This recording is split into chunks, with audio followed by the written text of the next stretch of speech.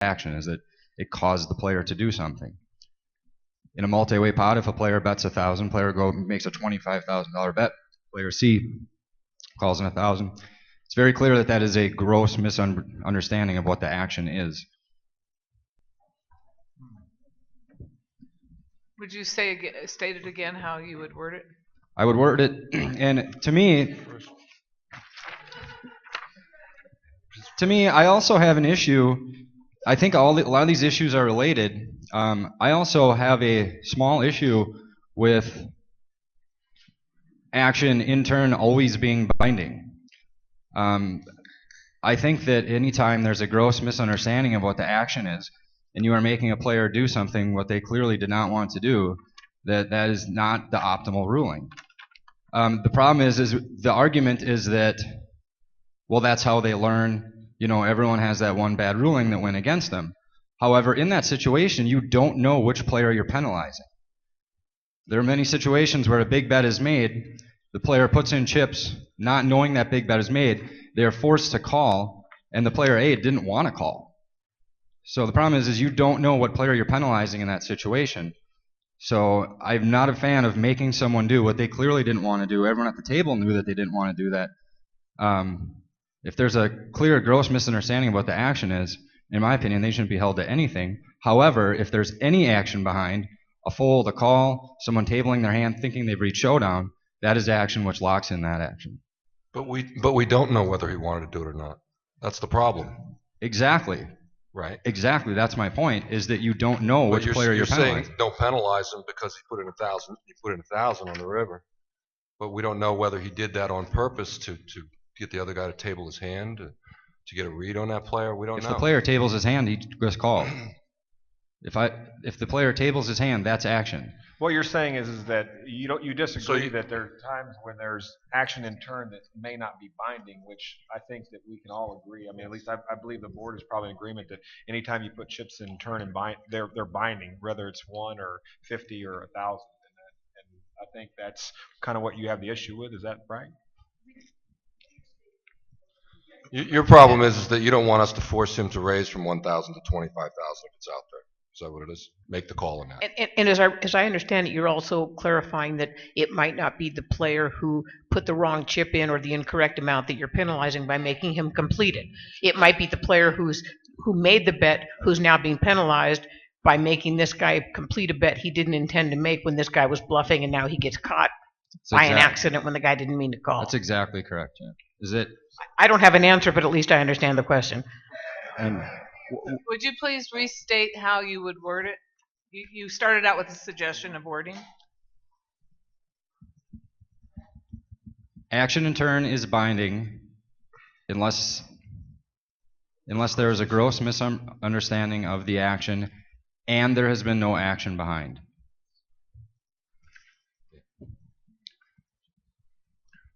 Just to add to what you're saying and what Jack was saying, that there's pretty strong agreement that chips that go into the pot in turn need to stay there.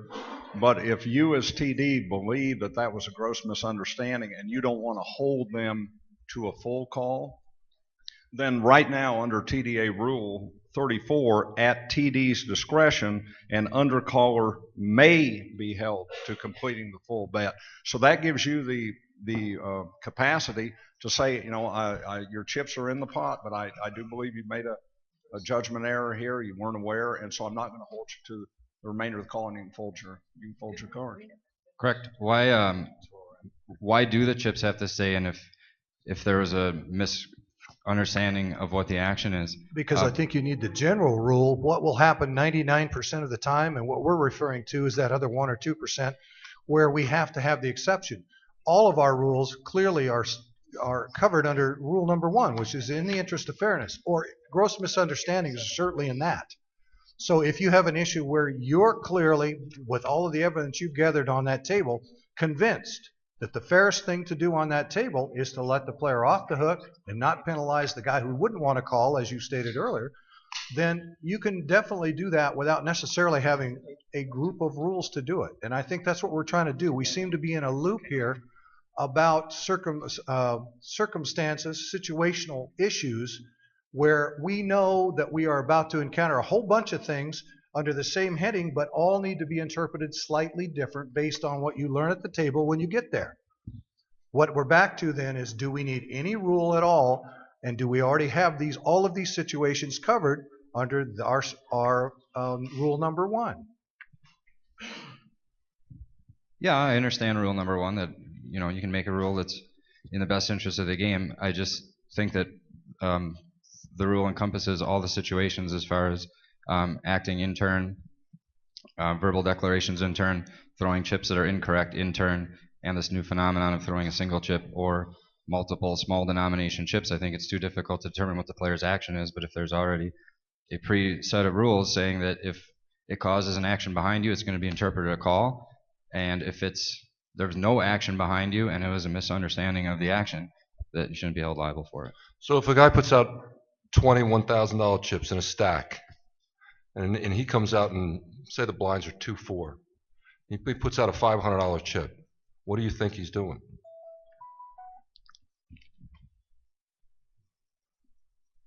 What do I think he's doing? Yeah, I don't. I would think he's calling. I That's the think only he's, thing I can think think he's he could calling. do. If the Yeah. player who bet the 20,000, I mean, it's clearly out there. He can clearly it see is clearly out there. If the player who bet that bet thinks he's calling, then at showdown, What if he said? You go to the table and he says to you, "I didn't realize there was a $20,000 bet out there, and I bet that." What would you do? under TDA rules, the chip stays in the pot, and he has the option to call the remainder or forfeit. I follow the TDA rules. That doesn't mean that I necessarily agree with him. But what if he put that one chip out there to get a read on the guy that put the 20,000 out there? I mean, he's not even making the big blind. I mean, it's a $500 chip. I mean, it's. He just threw a chip out there to see what kind of reactions he could get at the table. He didn't care if he lost the 500 chip or not. He knows the rule. He knows that he can forfeit it. I understand that. Then that's something you handle on an individual basis.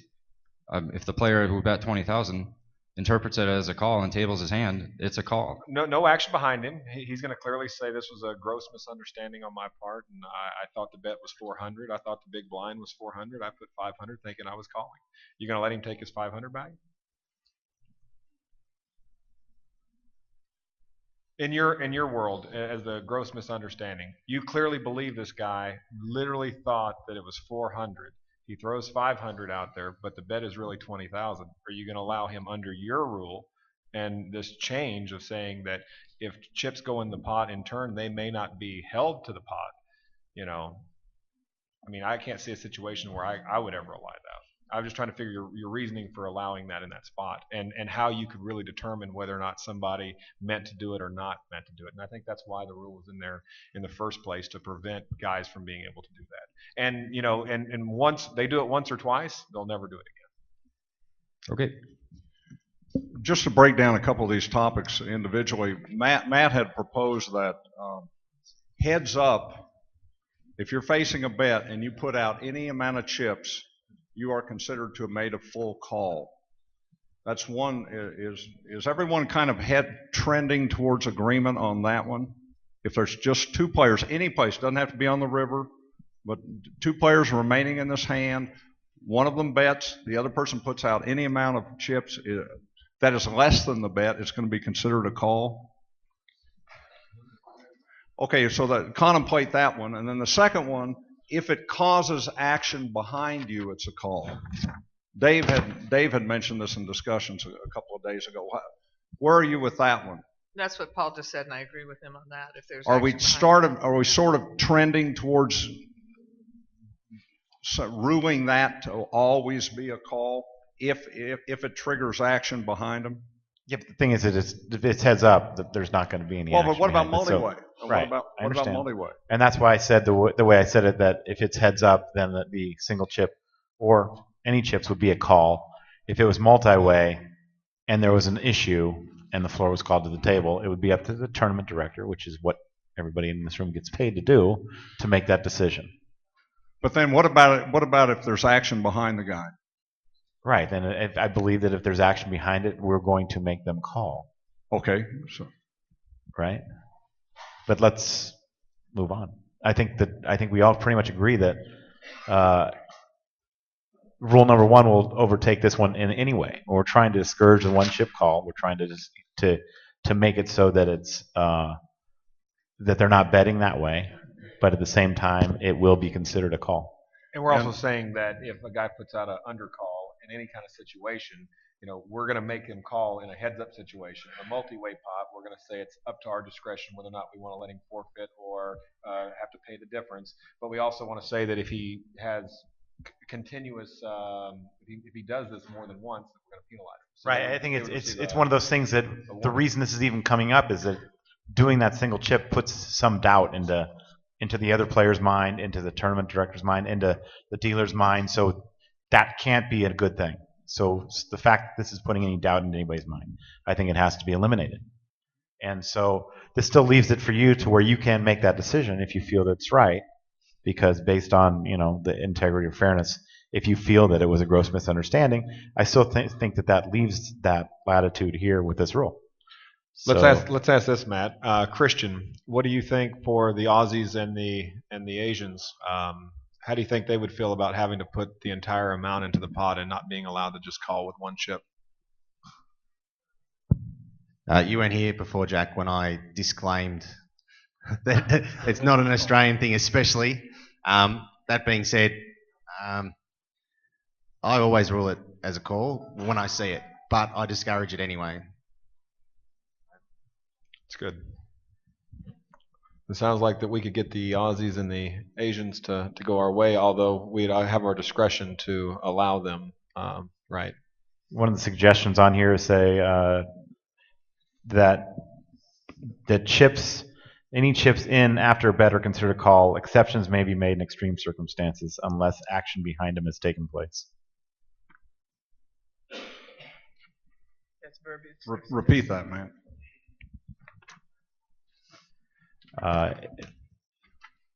He says, let's just rule any chips in after a bet is considered a call. Exceptions may be made in extreme circumstances unless action behind has taken place.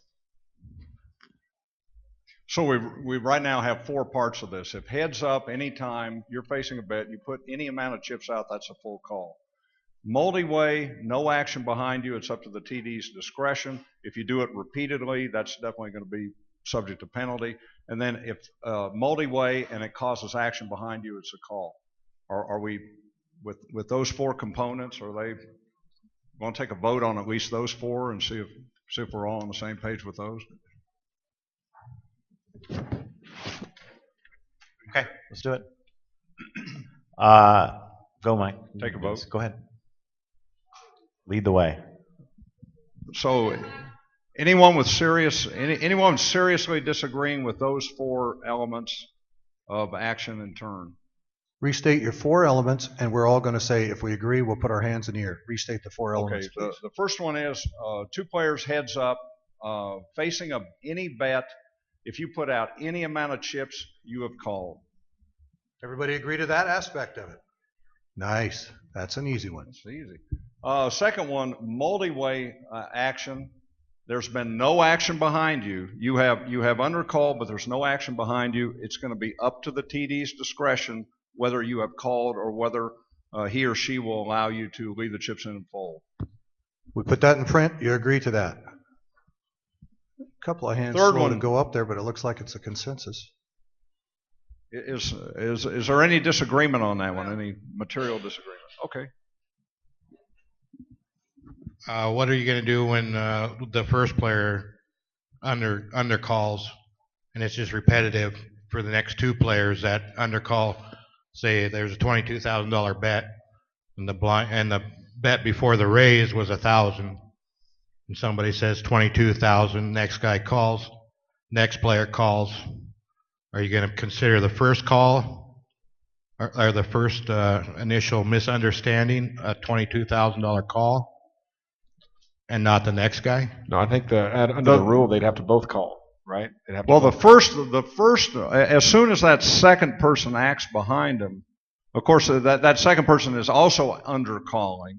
Well, the second person's acting on the undercall. On the undercall, Yeah, assuming they're it's the call. And I appreciate the condition you're talking about, but let's talk about, before we get to that one, let's talk about when that doesn't happen, and then we can get to that complication. Well, that's going to matter on my vote whether I want to vote for that to be acceptable. That might be part number 5. So far, we're still trying to say if these 4 things are true and we can agree on those, then those are the things we'll deal with. However, if you have that circumstance, you're going to have to do that chronologically when that issue comes up. In other words, if you believe the first guy had a gross misunderstanding, you're going to have to make that decision and then go ahead and make your decision to the other players afterwards. If you're thoroughly convinced that the player needs to put those chips in the pot, then you have no problem dealing with that next chronologically. Did he misunderstand it? In other words, you can take that step by step,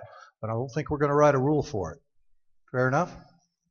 I don't think we can write a rule for that specific one you're talking about. It's going to be up to you to make that decision on whether that guy is a gross misunderstanding, number 1, and the same thing with number 2. I would have to take that one step by step to each player. Because we all have good players and poor tables. And all the good players are going to call. They're not going to Hollywood. And the other thing about your situation is you're now sort of talking about action out of turn. So right now we're actually in turn. He's in turn, but he's a call and an under call. He's acting in turn. The guy before him called, undercalled. He called, and then this lady next to me calls. In a sense, it's in turn. Well, let's at least take care of these 4, and then look at that exception. So, So I think another Chris Gastany from Tulalip Casino. Something else to consider. I really don't like ruling on intent because a lot of times I don't know what the player's intent is. Okay. The other thing is if I'm facing a bet and I throw a chip across the line, it's very clear to me that I'm either calling or I'm raising, but I'm definitely not throwing my hand away. So I always rule it a call because some people just like to do it to piss the other players off. And I say immediately, and I have the dealer say as soon as the chip or chips comes across the line, regardless of the amount, if it's not enough to raise, they say that's a call. And they may want to take their 5 minutes to get their call across the line, but I still rule it as a call. And I don't see why you want to open up another window for if a player acts behind. These people know the rules. They know the rules, and you're just opening another avenue to take a shot because if you're going to say that we're going to make that a call, if this guy tables his hand or causes him to, if this guy knows the rules, he's going to table his hand if it's to his benefit. Yeah. Does anybody disagree with that? I mean, I'm just trying to do what I think is the right thing to do when I make a decision. But I think this is pretty clear. And so if the guy does table his hand, that bet is binding as a call.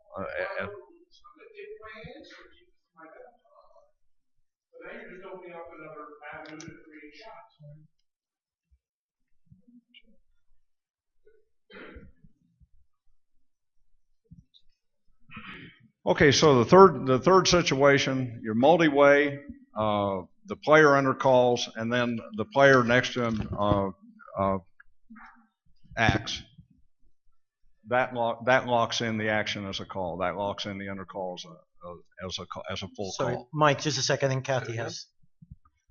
Kathy Raymond Venetian. We talk about multi-player, multi-action, I guess.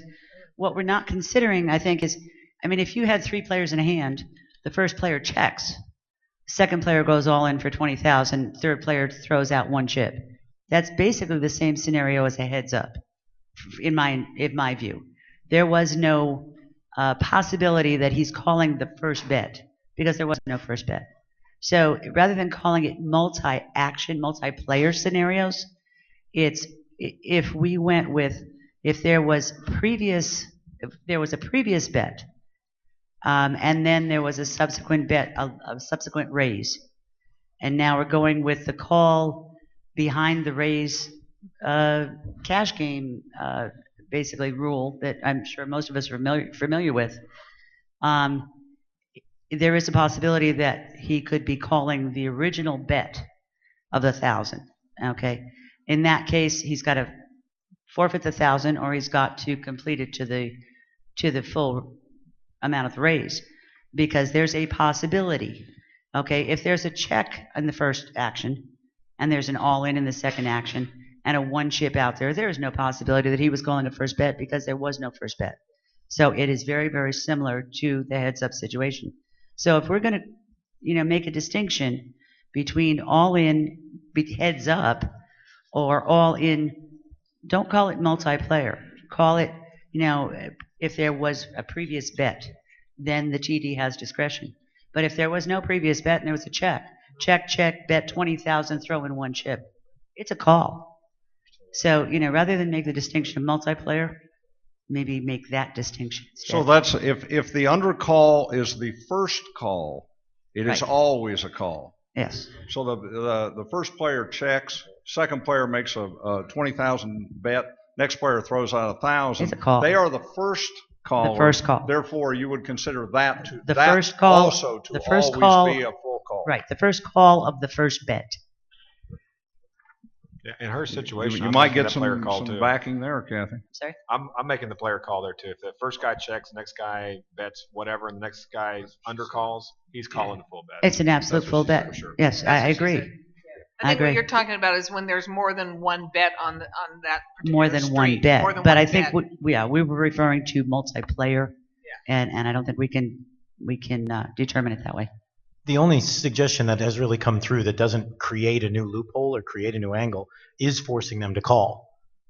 Like that's the only one. Everything else creates some kind of loophole, something exploitable, something that a savvy player. And we're kind of picking nits on the fact that this isn't something that comes up tons and tons of somebody soft throwing the undercall out trying to get a read. That's something that was mentioned by a couple people on the chat, is that this isn't a real world situation 400 times an hour around the world. But I mean, this goes to the same thing of, if you break this rule once, you'll never forget it.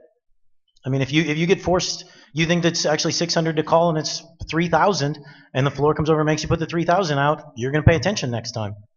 The other ones seem to create loopholes to me. Every other suggestion, with respect to those suggestions, they open an angle.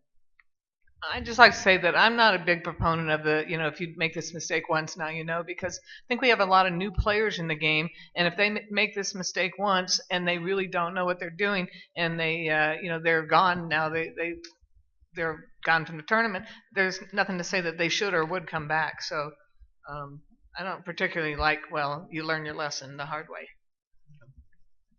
Just my thoughts. So are we all okay with those five guidelines that we just talked about? No, we're not. I don't think so. Okay, going I back, kinda first one, like the heads up, wording two about players, using heads up. discretion. You've got a big bet. Somebody puts out any amount of chips, they've made a full call. That's voted in? Okay, that's good.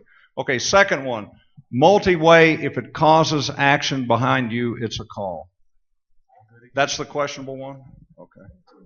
Next one, multi-way, no action behind you. It's at the, let's go to Kathy's illustration. If the first caller is an undercall, it is always a full call. Where's everybody with that? First caller. So the first player checks, next caller makes a big bet, or the next bettor makes a big bet, and the first person to call would be the seat 3. They put out an undercall. You're going to hold them to a full call. Yeah. We okay. Okay. That's good. Only like half the room raised their hands. So. Nope, that is not a pass deal. That is not one we have acceptance on. Can somebody step up and grab a mic and say why they would disagree with Kathy's scenario and how that's described? Sam Quinto, Commerce Casino. I don't know, I'm not disagreeing with Kathy's scenario, but I think you can combine Kathy's scenario with the first ruling. I mean, it doesn't need to be heads up. I mean, it's just the person facing the opening bet. Mm-hmm. It must be a call. So it's irregardless if it's heads up or multi-way in that pot. So, I mean, you can combine those two rules. I think we're getting a little bit too cumbersome, creating 5 different lines in one particular rule. It's getting, I mean, we're tournament directors. We are allowed discretionary rulings on unique situations, and that's what we're paid to do. I think the rules need to be somewhat basic. I agree with the call behind an opening bet must always be a call, and if it's a multi-way pot with there's 2 different bets in question, then the undercall might be in play, up to the tournament director's discretion, and just be done with it. I mean, we don't need 5 different things going on. I mean, just leave it at that. Yeah. So That we is what combine. we had suggested here. At TD's discretion, an undercaller may be held to completing the full bet. That's what we had originally proposed. Yeah, but this is not discretionary. We're saying it's not at TD's discretion. Okay. If a person is facing an opening bet, it is always a call. Okay. That's not discretionary. Okay. So are we okay with that? If it's the opening bet, can we have a vote on that?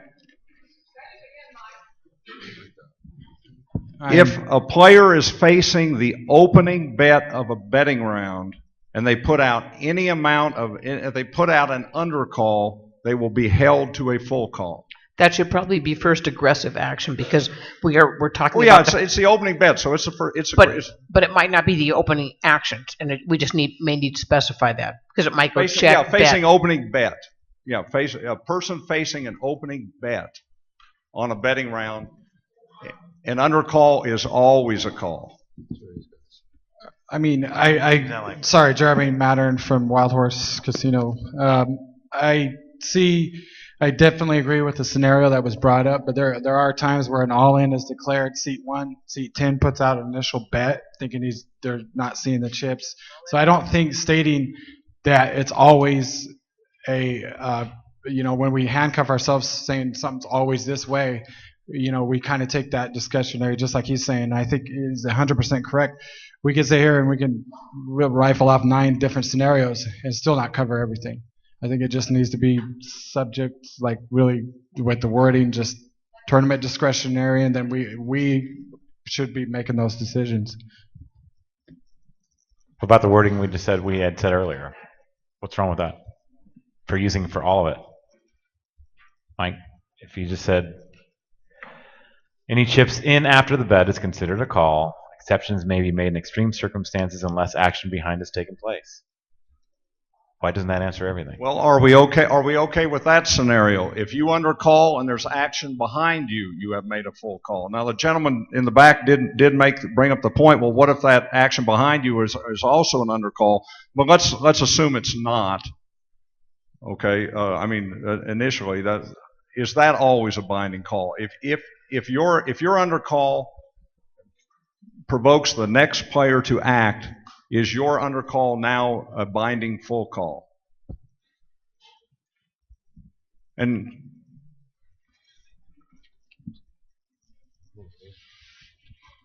which is Dave's point up here. It is reasonable that a player misunderstand the action and nobody has acted behind him. He would consider allowing the person to leave the undercall in and fold. Comment back there. Jack Paloma with Top 3 Poker, again, Georgia. That goes to player accountability. If they're not paying attention to what has just happened in front of them, that I still think that should be a call to also as well.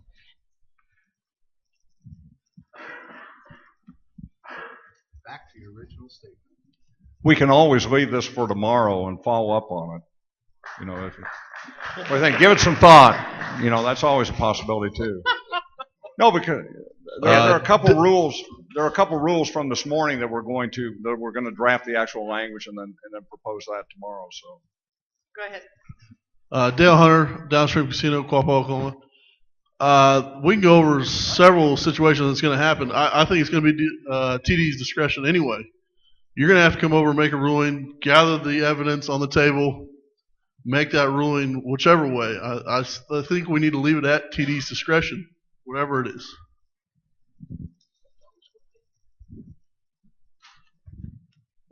And that's the other option, is just have no predefined uh, no predefined full calls. Every undercall is at TD's discretion. That is another, which is basically the way it reads right now. At TD's discretion, an undercaller may be held to. How about this? No completing TDA rule on this subject. No TDA rule on this subject. Move along. Guys, you're going to deal with it yourselves. Well, anyway, are we going to pull out? regardless Are of we what going we to pull do out with the the chips? ruling. Are we going to pull out chips and turn? Must stay in the pot. We're going to just take this whole rule out. No, I mean, the reality is the chips in the pot is already stated that stay in the pot in turn. Now, how you interpret that is exactly why we're in the same loop here, round and round. The reality is we're ultimately all going to end up with a discretionary decision on how this goes. It may not be a tournament directors association rule. It may not make sense for us to try to hit all of the topics and cover them all when you're going to have to do that when you go to the table. Fine. Do we need to say then that when it comes to undercalls, you will have established your own rule? I don't think so. I think it goes without saying. You know, the more I think about this undercall here, with the action happening from an additional call from the undercall. So now let's say the bet is 5,000. The guy puts out 1,000. The next guy follows suit for 1,000. Now it would be really hard to, if he let him forfeit, it's obviously going to change the action of the second player. So I almost feel like you got to make them both call or both forfeit. I mean, I don't know. It just seems like a very unique situation there. I think that the second guy is obviously following suit from the first. The first guy obviously made the mistake by not being observant enough and seeing that the bet was made. And I'm not sure that in our situation that we can make both of those players call. I honestly think that there could be a certain way that the chips are put into the pot. There could be a different colored felt. There could be something there that really we're going to need to have the discretion to say whether that person should be able to forfeit or call in that spot. So I think it's a good situation to bring up that would not ironclad this rule is saying that an undercall is always a call in all situations. Byron Long from Hard Rock Casino in Tulsa, Oklahoma. On what you just brought up there, Jack, if we make that a call automatically on the under chip call, and then the following action calls in turn on a mistaken call, then he's already completed his action. If we don't make it an automatic call, this player is then acting out of turn, and he has the protection of the acting out of turn rule. So until the tournament director makes a ruling on the first player's action, this player is still acting out of turn. So when that action changes, he now has the option to change his action. Only if you're considering him acting out of turn as the second player not realizing he didn't put enough chips in the pot, that calling an action turn, because according to his argument that he's acting in turn because he's following suit from the previous player. So I don't think it's the action out of turn there. I think it's more of a chips in the pot in turn. The bet was incorrectly seen from the player, and now it's whether or not we want to let him forfeit or call. But whatever this first guy does could influence what happens to the second guy, and I think that that's what makes this rule hard to enforce here. So it's a good point. I'm glad it was brought up. Okay. So leave for discussion for tomorrow. All right, come up with some scenarios. I mean, I am of the opinion that a simple rule would be better than multiple sections of the same rule. I can agree with that too. Okay, let's go. All right, so we're on to 34. Action out of turn. Action out of turn is subject to penalty and is binding if the action to the out of turn player has not changed. A check, call, or fold does not change the action. If action changes, the out of turn bet is not binding and will be returned to the out of turn player, who has all the options including calling, raising, and folding. The out of turn fold is binding. Okay, so the language got changed just a little bit, but I believe it is still the same rule. Cleaned it up. Okay.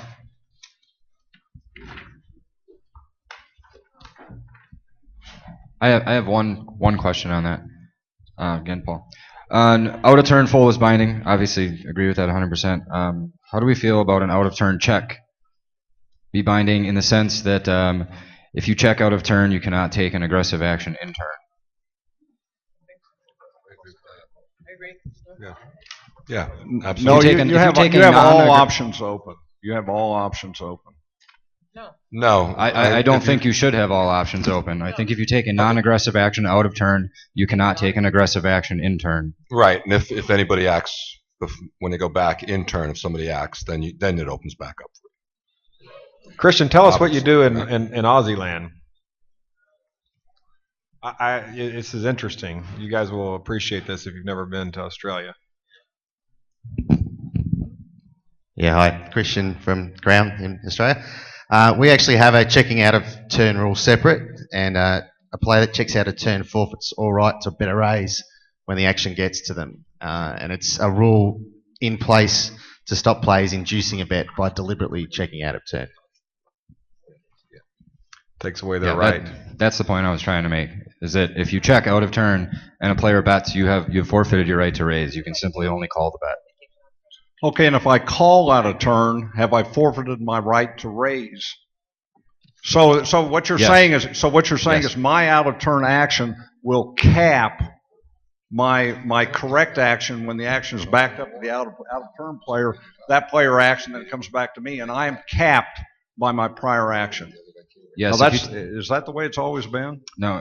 Yeah, that's a new wrinkle. If we want to entertain that, we can. I think if you take an aggressive action out of turn, you should have all your options available when it comes to you. If you take an unaggressive action, either checking or calling, that you've lost the right to take an aggressive action when it is your turn. And the way the rule reads right now, if you are an out of turn actor, the action is backed up, and the action changes to you, you have all options open. All options are open. Now that's the way it is right now.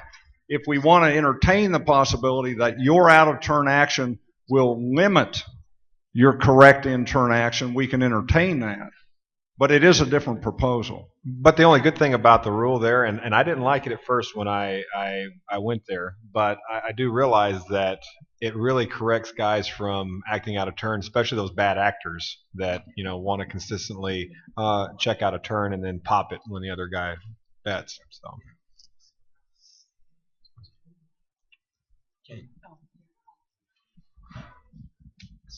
So how many people feel that if you have checked out of turn, and now that now you should be able to raise when it's your turn? How many people feel that you should be able to? No.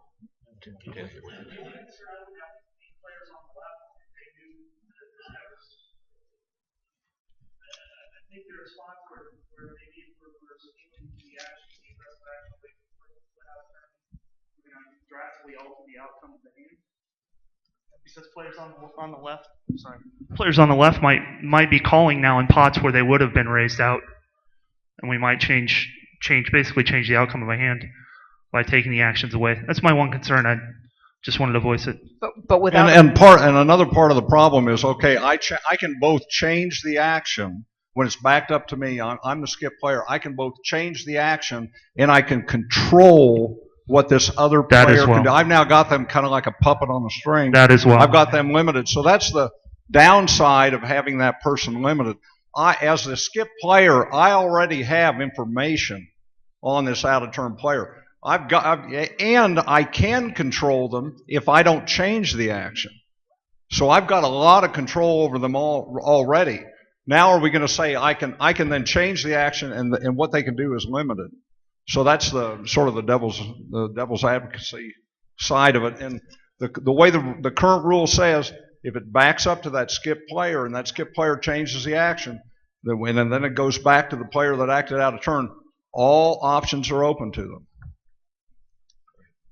Speaking of skipped action, Kenny.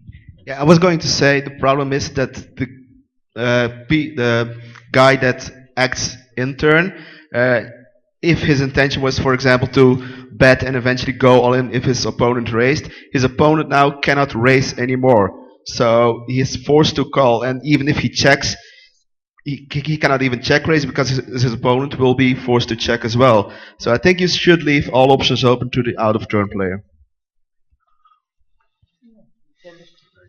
And there's still going to be situations that come up, I think, where we would, that player is going to be robbed of their rights for whatever reason. I don't know, the action getting pushed past them or something.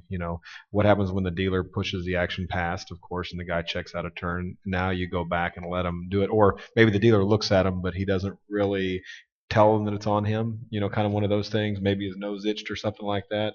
Now we're going to take this guy's right away, right? So.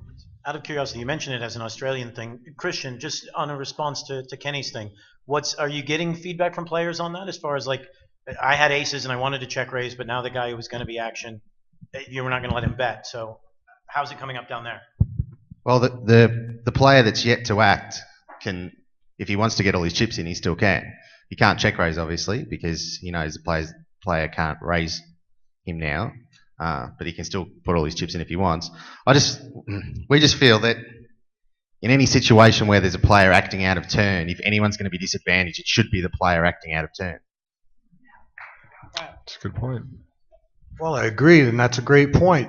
The reality is there is a penalty. I think maybe we just need to be enforcing that as well. Remember, action out of turn isn't supposed to be a strategy. It is supposed to be a penalizable offense. So if we do, in fact, enforce that each time, pretty soon your players are going to stop that call out of turn because they're going to be walking around the room wondering what happened to their eddies. Fair enough. So you feel strongly that a check out of turn should be allowed to bet. Is this what you're saying, Kenny? If the action changes. And that's where the current rule is. He is benefiting from that out of turn check. Would you agree with that, Kenny? He's benefiting from the out of turn check. If he wasn't allowed to raise, is he still benefiting from it? We don't want him to benefit from acting out of turn.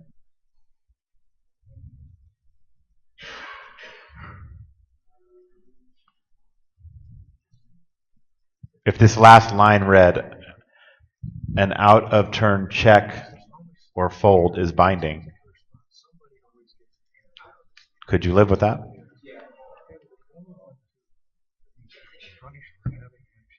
No? And the reason is?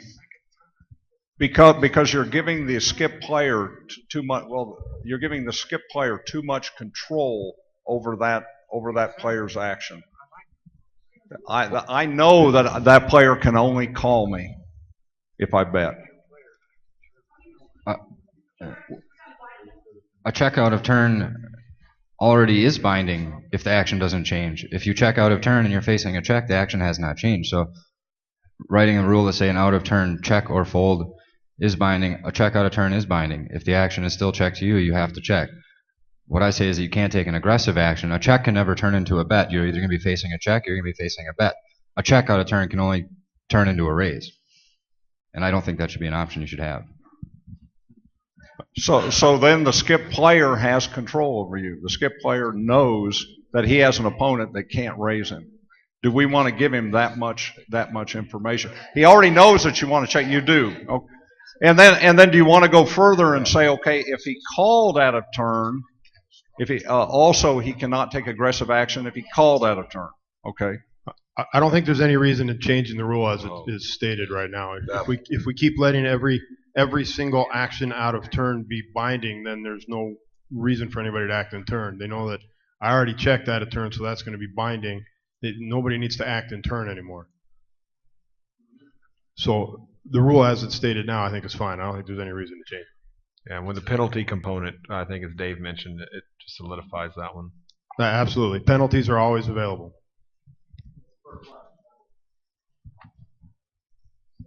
What's the first line on this penalty?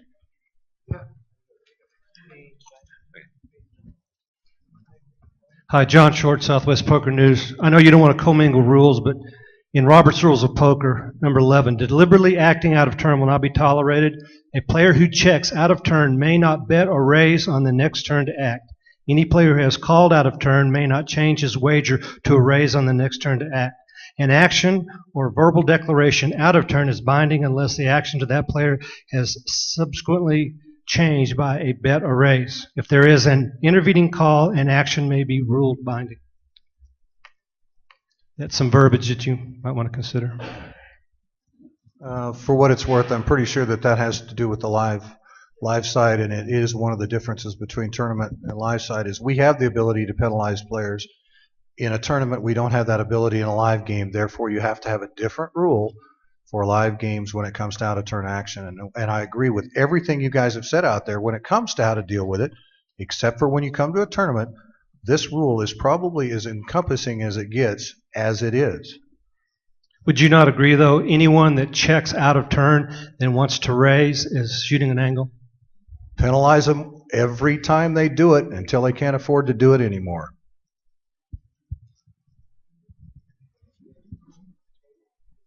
Okay, Guillaume from France, I'm sorry. Yeah, in my job, I understood this rule as the player playing out of turn must be punished, and to give the control to the player skipped, in my humble opinion, is not bad. And I understood this way: the player playing out of turn, if himself do not change the situation, so it's not only checking, also calling. If the player skipped change the situation, the player out of turn have two options: to call or fold, but not the three option, in my humble opinion. So himself, the player out of turn, himself follow the rule of changing the situation or not. I know it may sound complicated or not. Sorry for my English, but this is the way I understood. Okay, thank you. Hi, David from Playground Poker, Montreal. First, I'd like to say that I agree with the scenario proposed. And also, if I may use an example that you used early on in other ruling, we're trying to penalize the player because we want to avoid that sort of action to take place again, right? Like as you had mentioned, you penalize them once, they'll remember, they won't do it again. So in the case where a player checks out of turn, if you take away his option to raise, he'll feel penalized and probably will in fact avoid checking out of turn in the future. So who's opposed to putting the word check in that last line? Who's opposed to it? Okay, because you feel that it gives too much control to the player? That was skipped?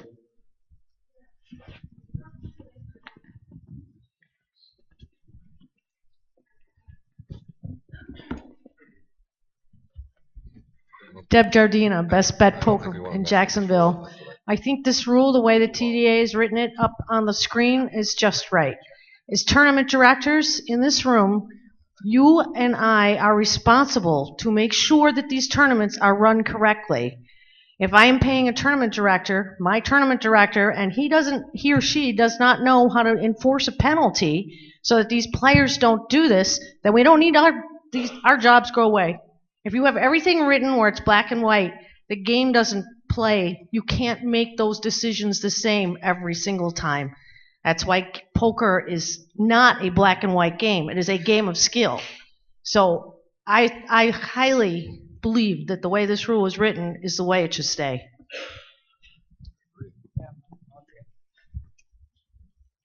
Next. Go, Deb.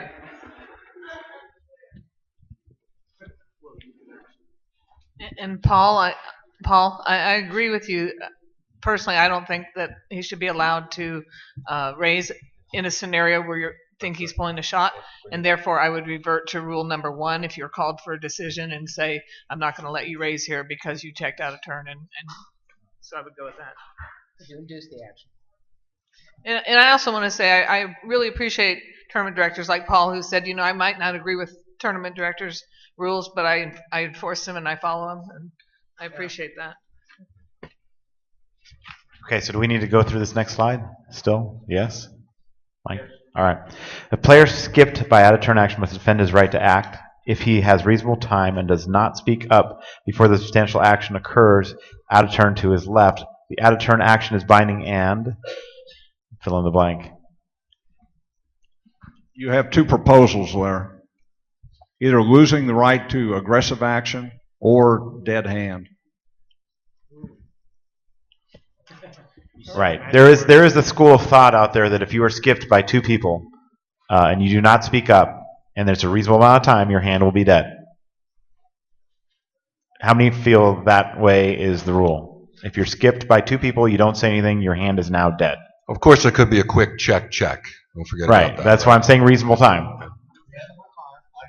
I'm saying reasonable amount of time. It goes check, check. And it's hard to confirm that the guy didn't check. So we're really talking about a bet. So we could use a substantial action and say 3 checks. Right, but the guy says, "Well, 3 I checked checks too." and Yeah, but the guy can deny 2 and say, actions "I with chips. checked too. I wiggled my finger. Didn't you see it?" Right. 3 checks or 2 actions with chips. Who believes that hand should now be dead if the player has not acted? You don't be afraid to raise your hand. I do. I do. Matt, I feel that hand should be dead because it gives an opportunity to get priced into the pot. Definitely. That's a good point. That's what I agree So with. That's why I do agree that if the substantial action has been and he didn't pipe up and say anything, he or she, that hand should be dead. Yeah, he shouldn't even be able to get a discount. Have option to call, no. Yeah, he shouldn't get a discount in there. There's been too much information given away at that point in time. Absolutely. I think that's a really good point. Jerry, you had something? Jerry Fuller of Las Vegas. I think there's a big difference between a player that doesn't act not facing a bet and one who doesn't act who is facing a bet. I think in the case of the player who's facing a check or is first to act, doesn't act and allows substantial action, he just checked. If he's facing a bet and allows substantial action, then he got way too much information, his hand's dead. My opinion. I like that, yeah. But if it's 3 checks behind me, which is the same thing, you've got a lot of information too. You're saying you should just allow him to check. Yeah. You just let it go. You can't make an aggressive action. Yeah, for sure. This question came up on the TDA forum, and it was a pretty long discussion. I was very active on this one. What I'd said throughout the entire forum was that, or throughout that entire thread, was that a player who allows substantial action to take place after them may no longer take an aggressive action. If they were required to put in money or put in chips in order to see the next street, and the next street is delivered, then their hand is dead. So if there was a bet out there, substantial action took place after them, and the next street is delivered, their hand would be dead. However, if the next street had not been delivered yet, they would still be allowed to take a non-aggressive action, which would be a call or a check. But just 2 players checking, I don't think you can kill that guy's hand because he'll just say, "What are you talking about? I did check. Nobody saw my check," and then it's just a check. So I think that you can no longer take aggressive action. I'm okay with that. But for 2 players checking after him, I don't think you can kill his Yeah, I hand agree. there. I don't see. I would not kill a hand if it gets checked around. However, I like the point that was just brought up that if there's a bet to you and you don't act, you don't call that bet, and 2 people call behind you, I think your hand is dead now because otherwise you can wait and see how many people call before you decide if you're getting the right price to call. So I would say if there's a bet and you don't call, then your hand is dead once there's substantial action. If there's a check and you don't do anything, then you've checked. Even if it were to go, now substantial action includes fold, fold, fold. That's 3 actions on involving chips. So if there's a bet and I'm thinking and 3 players fold after me, that's substantial action. Now all of a sudden my hand's dead. If it goes fold, fold, fold real quick, I'm sitting there thinking about whether or not I'm going to call his bet. No, it's only when there's bets, mate. Yeah, there's a bet. I'm thinking about calling. 3 guys after me go fold, fold, fold. Now you're saying my hand's dead by what you just said because substantial action took place after me. I know we can roll I think one that's it. where you have to let the tournament director make the decision based on what's best in the best interest of the game. Because people will do that. They're disgusted. They're throwing away their hands quickly. They're the ones acting out of turn, not you. And you don't have a chance to stop the action when you're thinking about a decision. Right, but if I'm thinking and it goes call, wait, it's on me. Now you're saying my hand's dead. You're saying the same thing. it goes bet. I'm thinking for a little while. Maybe it's a big bet. Maybe it's not. Maybe it's not a big bet, but it's a substantial portion of my chips, and I'm thinking about going all in. So I'm in the tank, whether or not to call. Two guys go call because they don't see my chips. Now my hand's dead all of a sudden. When players acted out of turn. Yeah, I think if it the next is. three gets delivered, yeah, I'm okay with it because I didn't stop the action in time. Because the dealer's going to tap the table, they're going to burn the card. You have plenty of time to say, whoa, whoa, whoa, whoa, I still have cards, and that's why I'm in favor of they can't take an aggressive action anymore. But if the next three does come out, we're not going to reshuffle that card. We're not going to do the early burn and turn procedure. At that point, it's all on them. And I'm fully okay with taking away a right to an aggressive action once you've allowed it to take place without stopping it. But I'm not in favor of killing the hand unless this three gets delivered after substantial action. So that's my opinion on the matter. Tommy from the Venetian. I was going to answer pretty much the same thing he just said. I think we all agree the last thing we want to do is kill a hand. And now we're advocating killing hands because somebody looked down at their chips, three people acted. I mean, don't they have a responsibility to protect the action as well? Don't they have a responsibility to know that this player hasn't acted yet? And we're going to say because they sped up the action when this player was trying to count out some chips that we're going to penalize this player. And I just think of everything we've said today, this goes against all of our schools of thought. Now we want to kill a hand. And Tommy, it takes some time for players to call. They've got to put chips in the pot. If this guy is allowing two players to both call behind him and he hasn't stopped. I'm talking about when people are calling behind. Now, I think we're opening up the door to complete angle shooting. If I know this player is a good player and I'm next to act and I act real fast, hoping the next player acts real fast so we can get this player out of the hand, I think we're opening a can of worms. we're talking about different things because I was talking about it says when there's a reasonable time. bet and it's up to you to call and you don't act and two people call behind you, I don't think you should now be allowed to call. Is there no responsibility on those players, though, to protect their action knowing this player True, hasn't called? but please understand it says if he has a reasonable time and does not speak up before substantial action. If he has reasonable time. And that's what's up to you to decide. If they've speed checked behind you, of course you as a tournament director are going to say, whoa, guys, he has a right to act. And of course, we're not talking about killing hands in that instance. We're talking about the times that a reasonable time expired. You said you could have had plenty of time to say, whoa, you failed to do so. You simply surrendered your hand by your action of not acting on it. And I agree, this player should speak up immediately. And I agree with that situation. And by the way, in a case of a tie here, I mean, this is one of those where you feel confident that the player definitely didn't have a chance to act on his hand. Of course, we're giving him the benefit of the doubt. Like you said, we're not in the business of killing them, but if you let them die because you don't act on it, that's a different issue entirely. We also know that when the dealer taps the table and burns and brings the flop, that player that's first to act should be paying attention, right? I mean, let's all due respect to these guys and want to be player friendly and not penalize them because the action went past them. But, if they're under the gun and they're first, they should be watching that action pretty close. And unless some gross misconduct by the other player sped the action past him for whatever reason, as he mentioned, I'm a firm believer that 3 checks past the guy, his hand's dead. That's just my school of thought. I would be, okay with saying that, if he checked, he checked. I think to his point that, if it checked and went to the next card, he's just going to say I checked anyway, and you're really not going to be able to prove it. But I think leaving the rule clear that if substantial action takes place past a person who has not yet acted on their hand should be dead regardless. That's my opinion. Okay, let's look at proposal number 1 up there on the screen. Skip player loses the right to take aggressive action when the bet is backed up to him. So can we live with that? And then saying that C, the hand is dead if the add a turn action occurs who's left and the next street is dealt. No, because what number 1 is saying that he can't take aggressive action, but you're allowing him to call now. What if 4 people call behind him? I'm saying and he with hasn't done significant anything? action only. Huh? With significant action. Right, but are you going to allow him to call after several people have called behind him and he hasn't and he didn't call and he didn't stop the action. Now he knows, okay, I would love it, honestly, if I'm on a flush draw and I don't know, and I'm next to act, I don't know if it's going to be multi-way, so I can wait and see if there's a couple callers, and now I'm allowed to call. I don't think that's right. Right. When it goes check, check,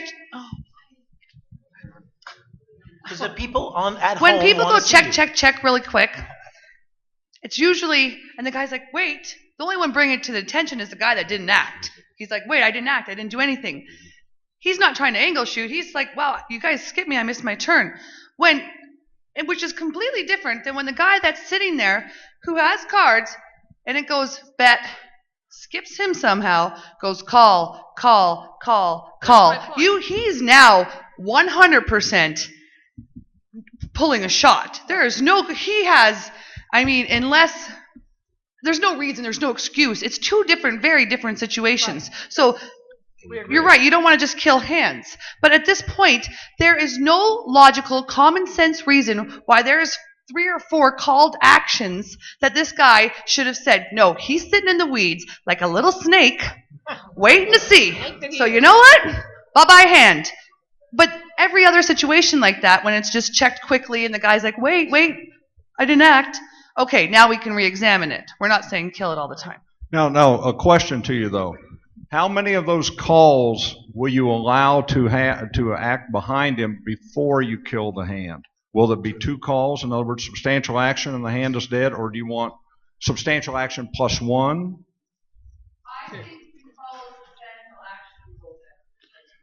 Can I bring up a point? Okay, so look, if you let 3 guys check and go to the next card without penalizing that guy that acted out of turn, that didn't act, and you know that he didn't act without killing his hand, now you're allowing him to take that shot to feel that it's okay the next time he's going to try to do it when there's a bet or whatever. So I think that you have to penalize him for the check the same as you have to penalize him for the bet if it can be proven.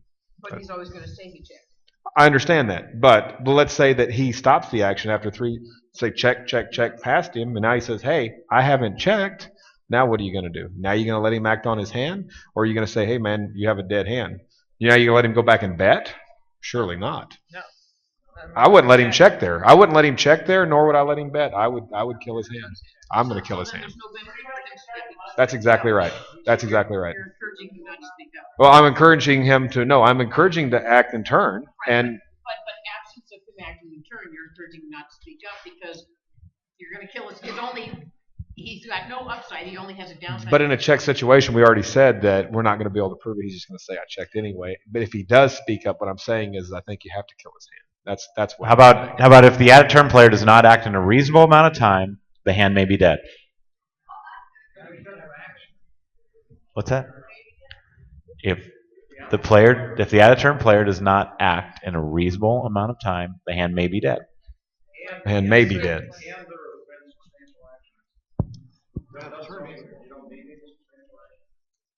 A reasonable amount of time. Yeah, I the think hand it may should be dead. I think it's substantial action. I think it's the action past the player. The player who hasn't acted yet, whether it's 3 checks, 2 actions with chips, whatever. I think that once you can prove that it's gone past them, you have to determine whether or not the hand's dead. As long as there's reasonable time. Right? Tristan Wilberg, running aces in Minnesota.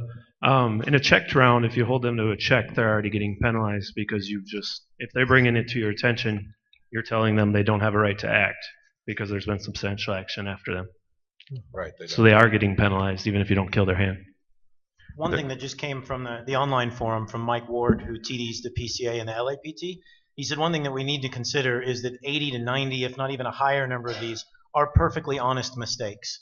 We're obsessing sometimes a little bit over the 3% that, as you say, the snake in the grass is sitting over in the corner, when 90, 95, maybe even 98% of all of these incidents are a genuine, honest mistake. So it's something to also keep in mind. Matt, can you back up to the prior slide?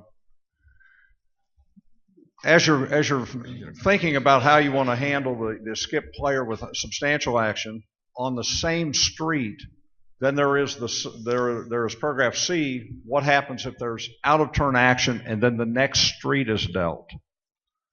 And so paragraph C says the hand is dead if any action out of turn. That would be one player of calling. So there's There's a bet of 1,000. I'm skip. The next person calls. Dealer deals the next street. The hand is dead. That's paragraph C. Where is everybody with that? Well, see, when you don't like killing the hand if the next street is dealt? Okay.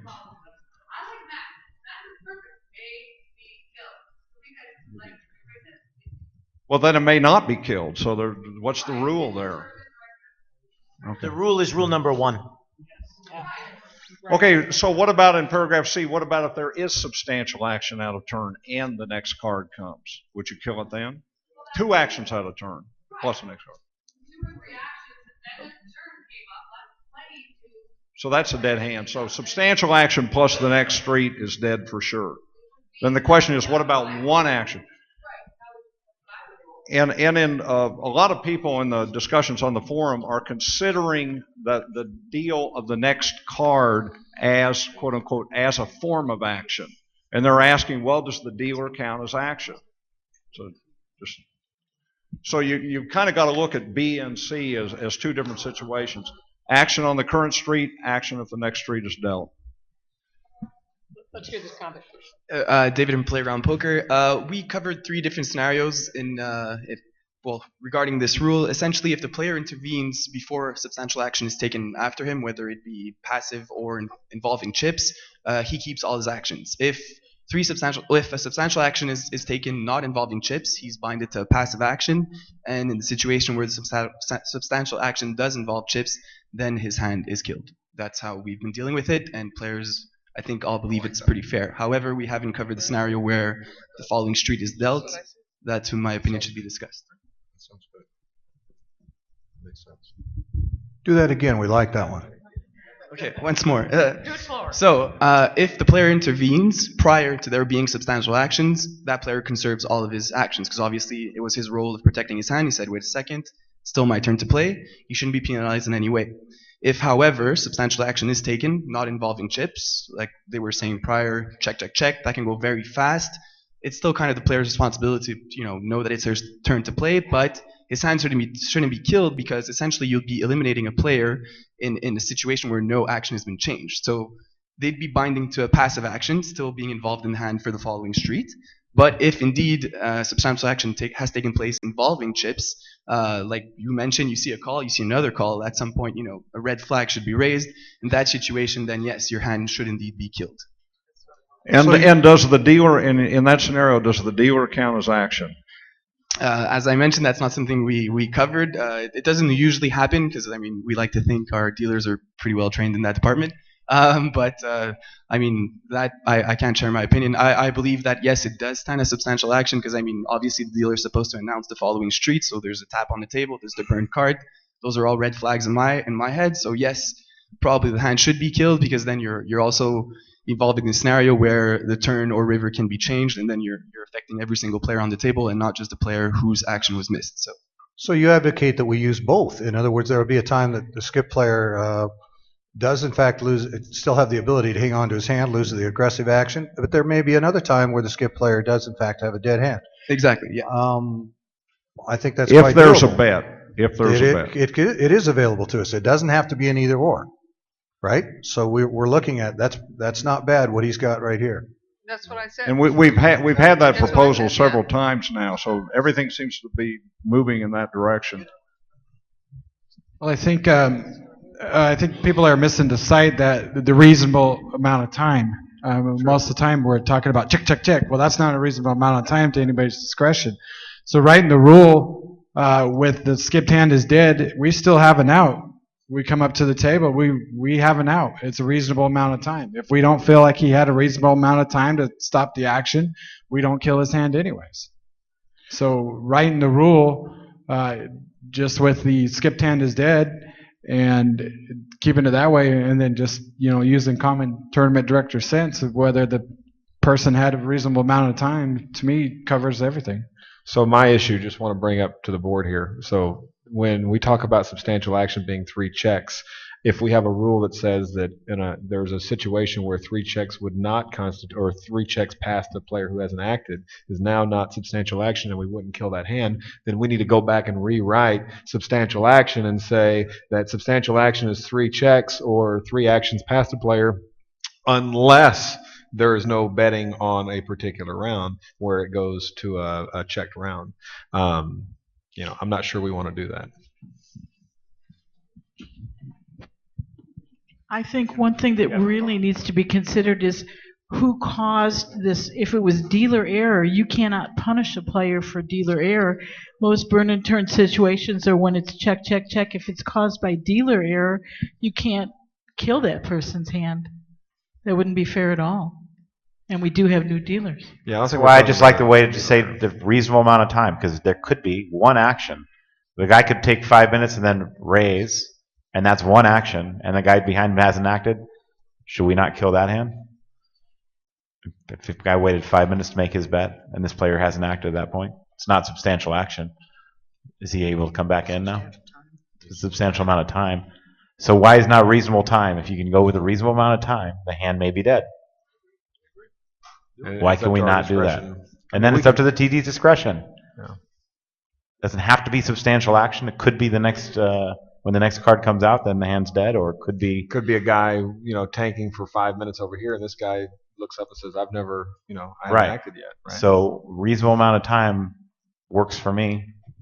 I could always make a decision on that. Just because he's tanking for 5 minutes doesn't give a guy a right to act out of turn, though. You can call the clock on the guy or not. If he's been tanking for 5 minutes, the guy has to know that it's on that guy who's been tanking for 5 minutes. Otherwise, he would have acted 4 minutes ago. Not necessarily. There's times that people don't know the action's on them. This gentleman's had a comment for quite a while. Yes. Our card rules have 2 sections. One's for a checked round and one's for a bet round. And it says if you have reasonable time and there has been substantial action behind you, in the checked round you just lose your right to act. In the bet round, your hand is dead. I love that. It works great.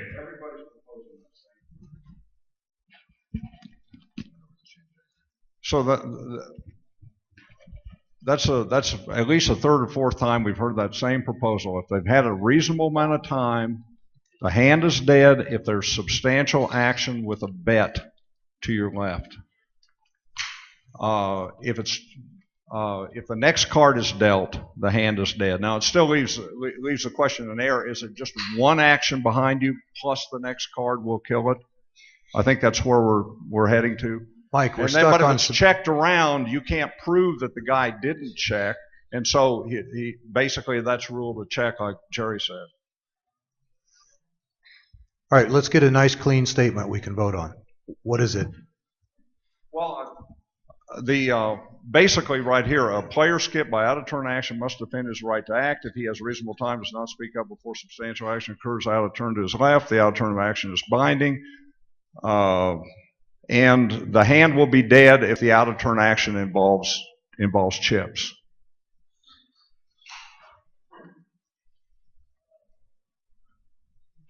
Or it will be considered a check if the out-of-turn action is a check. Too much detail. I understand. We would have to condense that. That's the essence of the message, is it not? Is that not what 4 or 5 people have now proposed? And if the next street is dealt, the hand is dead. If there was, Substantial action with chips, my hand is dead. Only if there was a bet that round. Right, with chips, there's a bet. Yeah. Substantial action with chips, Jack, my hand are you is okay dead. with that? It seemed like you wanted, even if it was checked, you didn't like that rule? Yeah, I mean, look, but to Matt's point, the reasonable amount of time for a player who hasn't acted yet. I mean, I do like to have the ability to say that, where it hasn't been substantial action, to now say, sir, you have a dead hand because he's taken too long to act. I do like that aspect of the rule. If everybody's in agreement that, that if the action that goes past doesn't involve chips, I can wrap my head around that if you guys feel that's the direction this is going. Let me ask you a question. In stud, where now your cards change, in the order? Maybe, is there any relevance there? Now letting a guy get a card. So let's say this guy's got the high board and stud high, and it gets check, check, check past him, and now you're going to deal that card out. And had you killed that hand because the player was, went out of turn and that hand's dead. Now that card that he catches might have been the card that the second player should have caught. Is there any relevance there for games that are non-hold'em? That's all I'm saying. On games that are not hold'em, maybe we need a rule that if we kill a hand in the progression of the hand, that seat still gets a card. Just like if the opener's not there and there hasn't been a raise, that hand gets a card for 4th street, but not subsequent streets as soon as there's been a bet. I mean, I would be okay with that. My main concern is that the rule fits to all games and not just hold'em. Draw is the same way. You're going to give a guy an opportunity to draw cards there. You're not going to change the draw too. I guess I don't understand what you're saying, because you're only killing his hand if he didn't call a bet. If people called bets behind him. If it's checked, then he's still in the hand, so he gets a card. Exactly. Now, how are the players going to perceive that? Do you think the players are going to be okay with that? Yeah, I do. I'm a player. So that's where I'm going. That's where I'm going. I'm going for you guys are definitely players. The extremists. So I'm looking at in the 75 Omaha game. Okay. Right. The guy does not check. Right. Right. And 3 people act behind him. It doesn't affect you. It's fine. Okay. Now there's no big deal. And hold'em, any flop game, it's fine. Right. In stud, you change the cards that come out. In draw, you change the draws. In these other games, you're going to change, which cards are going to go out. If you guys think that's not a big deal, I don't understand I'm how fine. you're changing the cards, because if his hand is dead, then he would never get a card on the next street. But what I'm saying is, are you going to kill his hand or are you not? I thought you're saying that you're not going to kill his hand on a check. On a check, I'm not killing his hand. That's what I'm saying. So had you killed his hand, right. Had you killed his hand because substantial action went past him by three stud hands past him, check, check, check, right. And now you're getting ready But to deal the next rule would be card. that you don't kill hands on a check. Right. So, we just said that we aren't going to kill hands on each. So I'm okay with him getting a card. Because That's going to be the biggest change. And so and no one's going to know he didn't check because he's going to say he checked. Right. And all I'm saying is that let's make sure that we feel that we're good for other games as well. And we do play stud too. We play the That's why I asked. Yeah, I think players. Yeah, if we're not killing the hand, then on a check, then he's entitled to get a card, and I don't see how a player could object to him getting a card. I just got to have. We just got to say that that's what it's going to be, especially when we have the deuce to 7 no limit and all the funky games that all the guys play. That now and normally exactly. Right. Now he's caught my card, so on and so forth. Yeah. Super Raz Doogie. It sounds like there's a lot of agreement on B. I'm just wondering. Keep in mind C. The hand is dead if any betting action occurs out of turn. Is that one actor or two? Is only one actor with chips out of turn required plus the next card? Well, because I think we've got enough for agreement on B. We just have to get the language. But what about C? The hand is dead if any betting action out of turn occurs to his left and the next street is dealt. What's that? Right, and it would be in that case. It effectively would be. I think, Juan de Diego from Madrid, Spain, I think we're making this too complicated with everything. It's just, we have a clear definition of substantial action. So if a player is skipped, he must defend his right, and if substantial action occurs, his hand might be dead by tournament director discretion. And that's all. We don't need time and any option more here. Just, we are tournament directors, we know if fall is not substantial action to kill a hand. But fall is enough time. So I think we have to make it more easy. And that's why I said if a reasonable amount of time has passed, then your hand may be dead. I don't understand why that wouldn't work. Why can't we? So man, I'm tanking. I'm thinking 4 or 5 minutes, and then this next person just out of the blue acts. My hand is dead. Is that what we're saying? Maybe dead. Okay, well, reasonable amount of time. So what is So a reasonable amount of time has passed. That's what I'm saying. I'm tanking for a reasonable amount of time, and then this next player just calls whatever the bet is I'm contemplating, and my hand is Right, dead. the Is that what dealer you're who's saying? watching the game says, "Sir, he hasn't acted yet." So your hand is dead? So Matt, I define sorry, a so reasonable what? amount of time All as you 2 have to do minutes. is say stop. You have to stop the action. Okay, but how If much? you're busy tanking, you're going to see somebody who bets, who calls after you. You stop the action. I think we've been using the non-aggressive action rule up until now at cash games and tournaments. Most people have, at least. I think so. The killing the hand completely would be something new. What if you went with proposal number 1, skip player loses the right to take aggressive action, and you just added something that said, and may have a dead hand.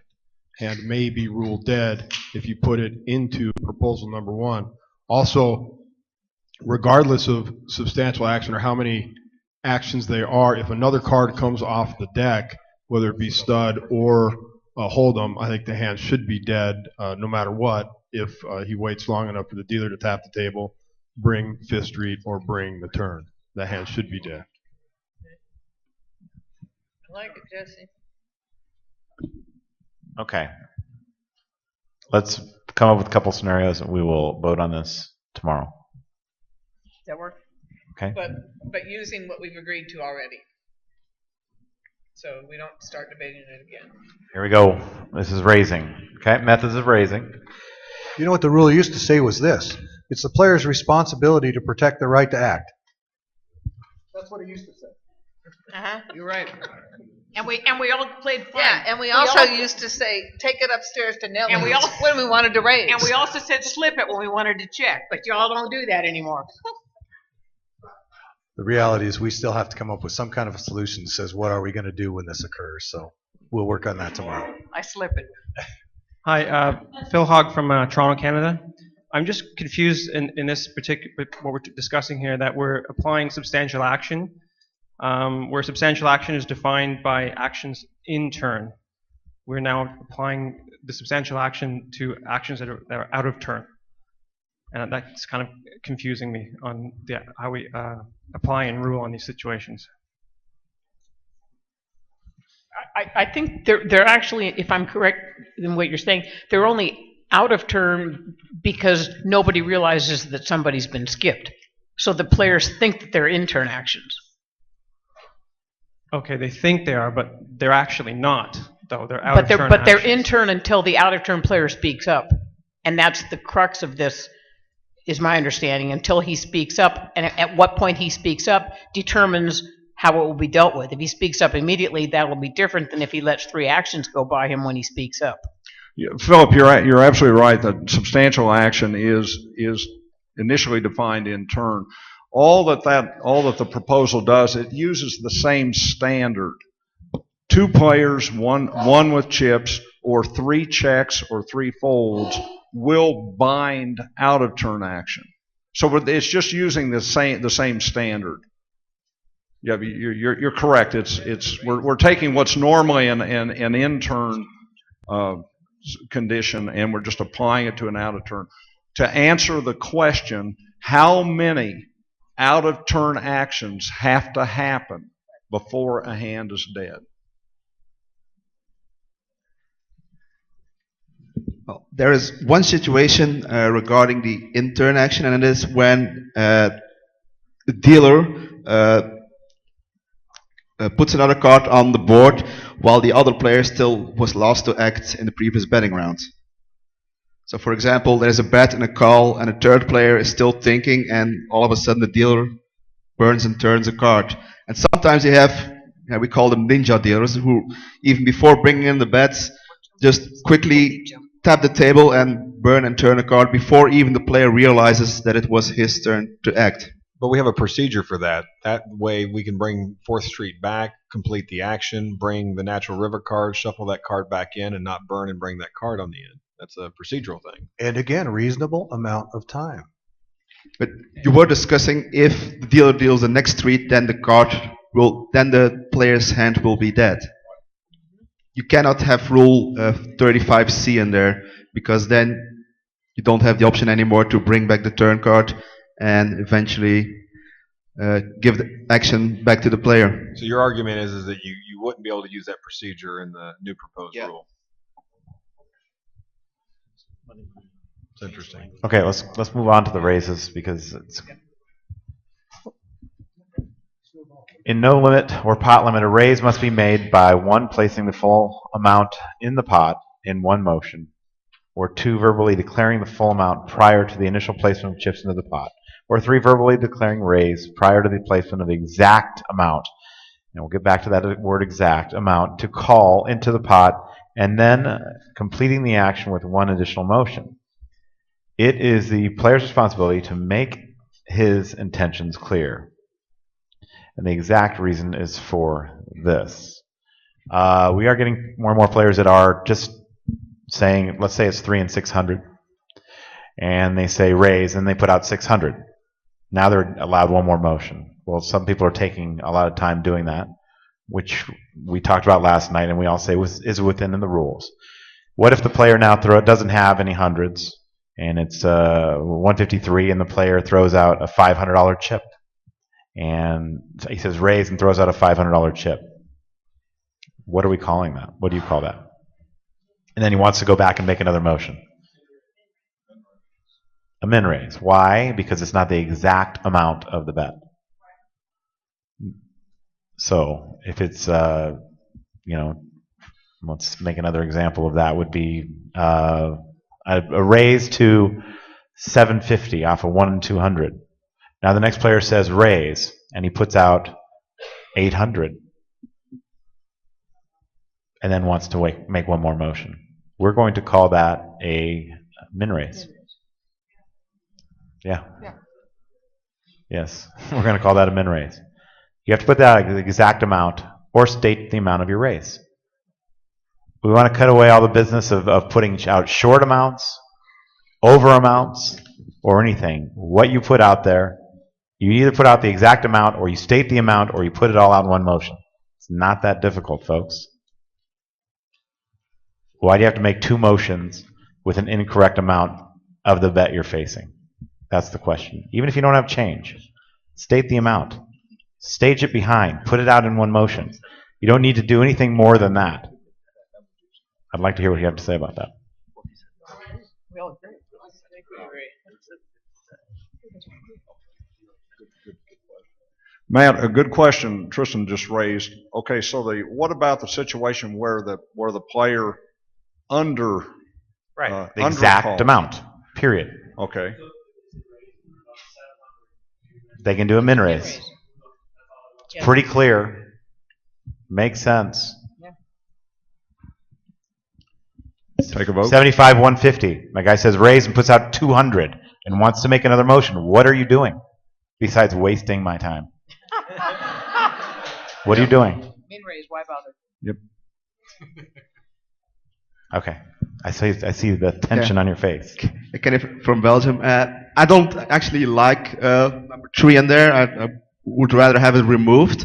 But what, for example, you're going to do if player A raises to 750, puts out 800, then player B says raise and puts out 800 as well. Right. So the raise is 750. The dealer's supposed to make change at that time, first of all. What if he can't? I mean, then it'd be a min raise. Put out the amount of your bet. That's the thing. It's a very complicated rule, which does create a lot of discussion, and I rather would have the rule removed. Actually, that you can only use rule number 1 or 2 to make a valid raise. So in my other example of 153, the guy says raise and puts out a 500 because he has no hundreds. You're saying that he should be able to go back and make a full raise, whatever he wants to do? No, that's automatically a min raise. Because? Because for me, you should not make 2 different motions first, put in exact call amount, and then see. You can already watch reaction from other players, and then it creates sort of an angle as well. That was like the whole discussion we had this morning with the 1 single chip. If you say first raise, put in the exact call amount, then you already can look at what your opponent's going to do, and then decide the size of your raise. You should do it in 1 full motion. Yeah, I agree with you. I agree with that, but I'm saying that the way that people are raising now is that they're doing it in two motions, which has always been allowed by the TDA. So you're saying that you should only be in one motion period? I would love that. I know I would love that, but I know that some people up here wouldn't. Argument that the players are going to make is that part of what I'm about to raise is a decision I'm going to make based on how much is actually in the pot and what percentage of the chips I have remaining. It's definitely a pot limit rule as well, that people do that all the time. They put the call out first. Commonly, one of the strategies is. So I don't think we're going to get that one, and I would like to see it, obviously, but I'm saying if you don't put in the right amount, it's going to be a min raise. And in pot Or you limit- can just put it in one motion. Okay. So Matt, as we talked about the other day, where it's so common is like pot limit, where guy's gonna figure out how much he's gonna raise. He announces raise. He says, okay, that's 200 to him, and now he's gonna count the pot, calculate in his head. He may say it's 450 more or 600 more. He may say pot at that point. But I think that in pot limit, you're gonna see it more often than anything else. Putting that single chip out there and do it. Now you may see it more in some of the other games, but I see it predominantly in pot limit the most.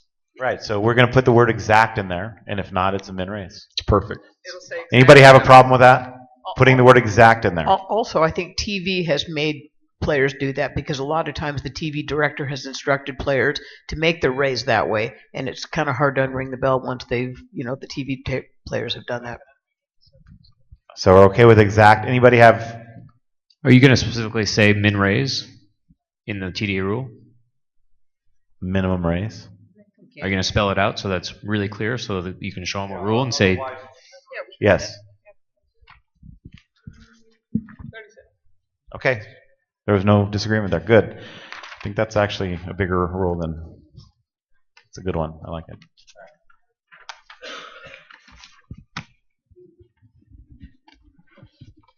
Raises. A raise must be at least the size of the largest previous bet or raise of the current betting round. If the player raises 50% or more of the previous bet, but less than the minimum raise, he must make a full raise.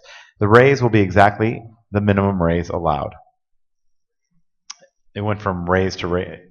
What was it before, Mike? Now you have raises in there. What was it before? It was just if a player puts in a raise. So this was just an effort to reduce the amount of language. Just change puts in a raise to raises, or just a simplification. Okay. In no limit or pot limit, an all-in wager of less than a full raise does not reopen betting to a player who has already acted and is not facing at least a full raise when the action returns to him. See illustration addendum. Where is that at? It's on the next page? Next slide. No, the illustration addendum is at the back, but you can see down in blue, the TDA gets more questions on reopening the bet than probably all other questions combined. And no matter how we try to put it into script, we always get questions on it. So to resolve that, the proposal is to put some examples of when the bet is reopened and when the bet is not reopened in an addendum. So we're not burning up space in the rule for those of you that already understand the rule, but for people just learning it for the first time, they can go to the illustration addendum and see 2 or 3 illustrations that will make it perfectly clear. We do add the language, and is not facing at least a full raise when the action returns to him. That seems to be something that clears it up in some people's mind. Okay, and limit at least 50% of the full raise is required to reopen betting for players who have already acted. Okay, another illustration. Do we all agree with that? Everybody understands that? Okay. Oversized chip betting. Anytime when facing a bet or blind, placing a single oversized chip in the pot is a call if a raise isn't verbally declared. To raise with an oversized chip, raise must be declared before the chip hits the table surface. If raise is declared before no amount, the raise will be the maximum allowable for that chip. When not facing a bet, placing an oversized chip in the pot without declaration is a bet of the maximum for the chip. This is my number one question. Everybody asks this all the time. It seems to be so confusing, but it's always the same answer. It's always a call. So I don't see any change to that. Okay, this one requires a little more thinking. When facing a bet, unless a raise is first declared, a multiple chip bet is a call if a single removal of each and every chip leaves less than a call amount. Call example 2 and 400. A raises to 1200, an 800 raise. B puts out two 1K chips. Without declaring raise, this is a call because removal of one of those chips leaves less than the amount needed to make a $1,200 bet. If the single removal of any one chip leaves more than the call amount, the bet is governed by the 50% standard in Rule 37A. So the way this rule changed was that we had that with a 6 and 12, and somebody throws out two 1K chips, it's a call. But in this case, if it was 2 and 4 and somebody made it 12, and then somebody threw out a 1,000 and a 500, so we had to change the language. It said the same denomination. Now it needed to be changed. 1,000 and 2 fives. Then what? Right. No. It was two different size chips. This example may not be ideal, but that's why we had to change the language for it. It was a 1K and a 500 versus two 1Ks. If that 1K and the 500 signified a raise, then we could also call that just a call because it was two chips, and the removal of one would still make it a call. Does that make sense here? All right, we're moving on.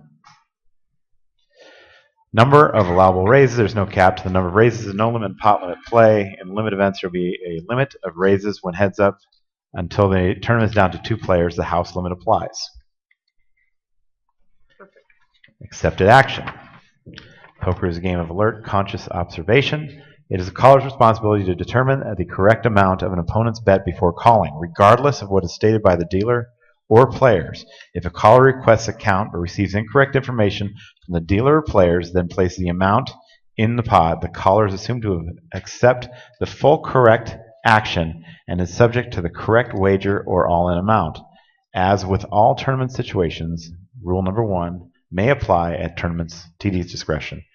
We went through that one a long time at the last summit, so I think it works. Everybody realizes that accepted action rule takes place. And so I'm going to move on.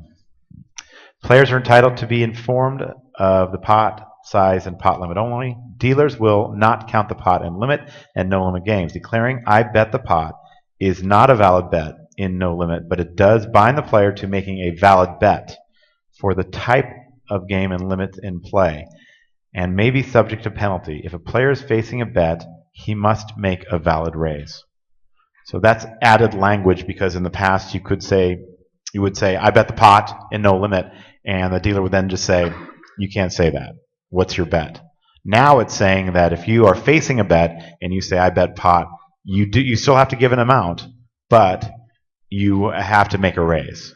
And if you're facing checks and you say, I bet the pot, you now have to bet, but the bet that you have to make is just the minimum bet. That would be the minimum bet you'd have to make. So valid bet means minimum bet? Yes. Okay. Amount of the big blind.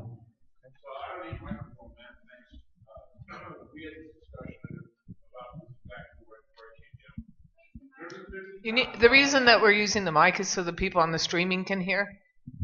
So Sorry, Chris Gastany, again from Tulalip. We had just discussed this rule right before I came down. If there's a $50,000 pot and the player says, I bet the pot, I asked the other tournament director there, Sam, how he would rule this. And even though we don't count the pot down, Sam would not let the player bet $100 if there's $50,000 in the pot. So when you say a valid bet and the guy says, I bet the pot, and since verbal declarations in turn are binding, even though we're not going to count the pot, wouldn't it be more acceptable to make him bet a reasonable amount? No. What's valid bet? That's my question. Who determines reasonable? Well, that's the question, is what is a valid bet? So maybe valid should be changed to minimum. Well, if you put that in, that would take all the question out. If you're going to make it a minimum bet, then I would rather see minimum there. Mike? If that's what the association wants. The problem with that is the bettor's looking at a pot with 20,000 in it. He says, "Well, I bet the pot. I can get a read because my opponent who's already contemplating a bet. So I say I bet the pot. I can get a read on whether or not this person is favorably or unfavorably reacting to a $20,000 bet, and then if I think they're excited to think I'm putting 20,000 in the pot, I can just say, oh, I got to make a valid bet. Well, I'll just check, or I'll just put in 1,000, whatever the minimum is. Hey, Mike, can we talk about some terminology real quick about the pot? So I think it's probably safe to say whether you're playing limit, no limit, pot limit, whatever the form is, betting the pot. If you and I are in the pot, Mike, and I make a bet, I'm not really betting you.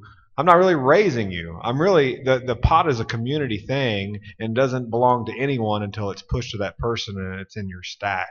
So if we really want to go back in time and talk about the pot, when I say I bet the pot, I'm making a bet, and only in pot limit would we consider that being the full amount. And of course, the way that the rule is written here is saying that if you say you're betting the pot, that we're going to force you to whatever the minimum is at that time, which I'm okay, because again, whether you're playing limit, if I'm in playing limit hold'em right now and I say I bet the pot, I'm going to bet whatever the minimum allowable bet is. So it'll transfer over into any discipline. So I think the vernacular needs to be understood, that whatever the pot is a community thing and not a word that just simply describes what you're doing in a specific discipline like pot limit.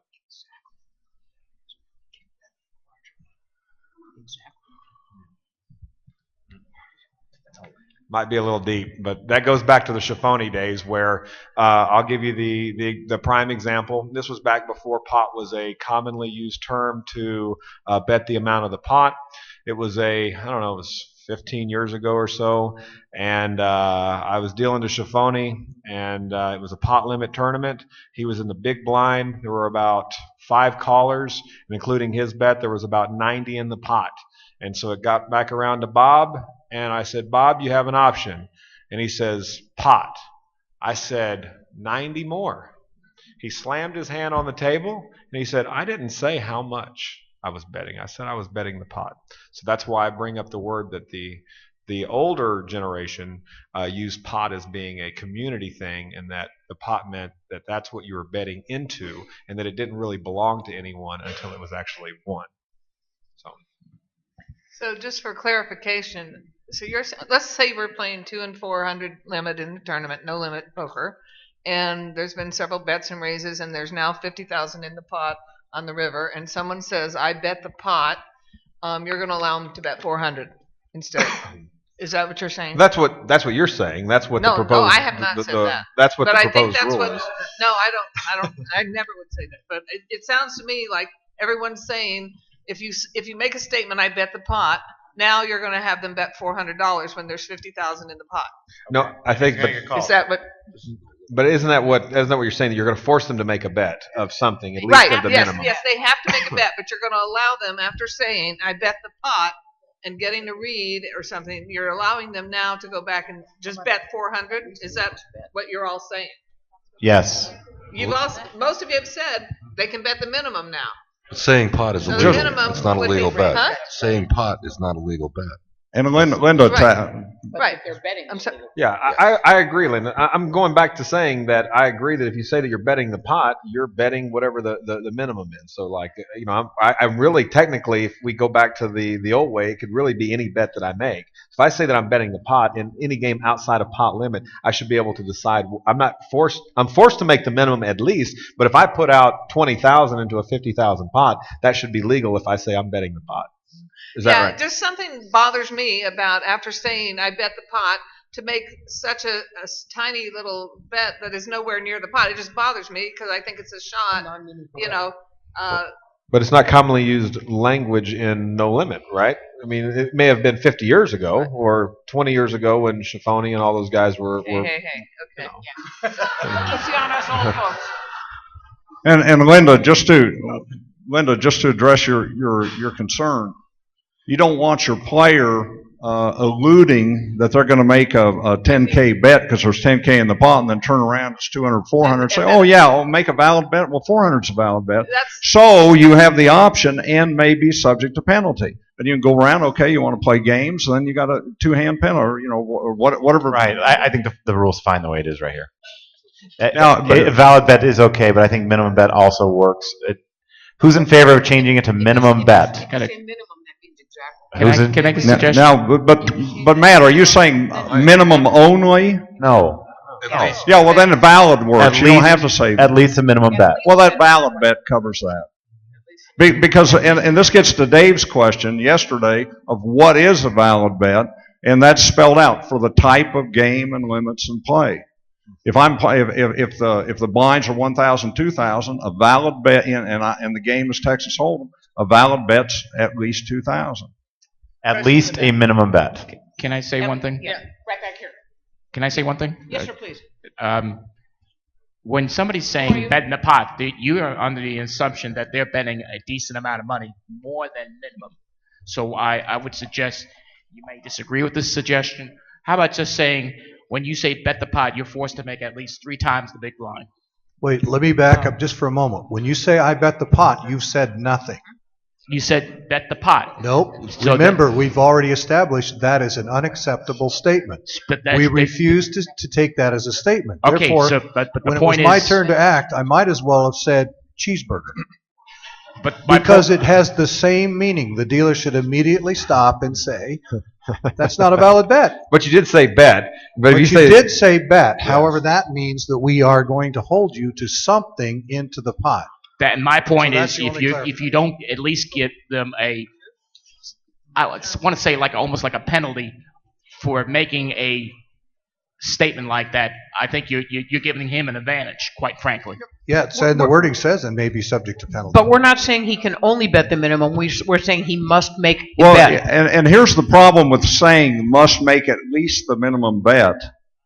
To me, that increases the probability that by having it actually in the rules saying, oh, I can make a minimum bet, and so under that situation, the pot's 10,000. So I say, well, I'll bet that pot, and then the limits are 2 and 4. So okay, the rule says I can make at least a minimum bet, so I'll do that. Rather than kind of leaving it vague and saying valid for the type and game and limits in play, that gives the TD a little more latitude to come around and say, wait a minute, I don't consider given all the circumstances under Rule 1, I don't think 400. You can make it, I'll accept the bet, but this is going to be subject to penalty. Well, what I would add is that we have that in there to penalize there. So if the guy's taking the shot saying, I bet the pot, and then he's making the minimum, matching the blind, then put him on the rail. I mean, that's what that's in there for. Make the small bet and get a penalty. Yeah, if he's gonna play that game and say, I bet the pot, and then realizes it's 200, 400, and he puts 400 chips in, put him on the rail. And that's in the language. I think it's good as it's written. Okay, so. Oh, sorry. Yeah, Taylor Spence, Elite Poker. I agree with the issue that a lot of us are having on the angle of saying pot and then putting in a very small bet, trying to get a read, and I disagree with that. What I disagree with more, though, would be if we're giving a reasonable percentage of the pot. If somebody's lost track of the pot and now wants to get an idea, even though they know they're going to be engaged in it, saying, well, I'm going to bet the pot, and then throw out 1,000, they say, well, sir, we've counted the pot. You need to put in this amount, and now everybody has now brought new information. It also is going to slow down. Dealers are going to count these pots with massive chips. Just one more way of slowing down the action where it's the lesser of two evils. If they're going to take the shot of saying pot and throwing the 400 out there, it doesn't seem like it's that big of an issue since we've already determined saying pot in no limit is a useless phrase. The problem you're going to have is there's 100, 150 people in this room. We'd never come to an agreement on what reasonable stands for what that guy's supposed to be put into that pot. And we all do this for a living every day. So you're correct. The lesser of two evils is there. And just the dealer should be instructed that if somebody does that, you call the floor, give them a penalty if you need to. We're good with it. I think we're good. So who's in favor of the words at least a minimum bet? Sorry. I'm playing 10-20 hold'em, and I say I bet the pot, Matt. What am I betting? I can't bet the whole pot. I can only bet whatever the minimum is. It's easy way to look at it. Who's in favor of the word valid? Valid. Okay. Oh no, a minimum. Yeah, I like minimum. Minimum. All right, so changing it to at least a minimum bet. At least a minimum. String bets and raises. Dealers will be responsible for calling string bets and raises. Number 44, non-standard and unclear betting. Players use the unofficial betting terms and gestures at their own risk. These may be interpreted to mean other than what the player intended. Also, whenever the size of a declared bet can reasonably have multiple meanings, it will be ruled the lesser value. For example, I bet 5. If it is unclear whether 5 means 500 or 5,000, the bet stands at 500. See rules 3 and 36. Okay, I get this question quite a bit on Twitter. Somebody says, it's 2 and 400, and the player says 10 and throws out a $5,000 chip. What are we making that bet?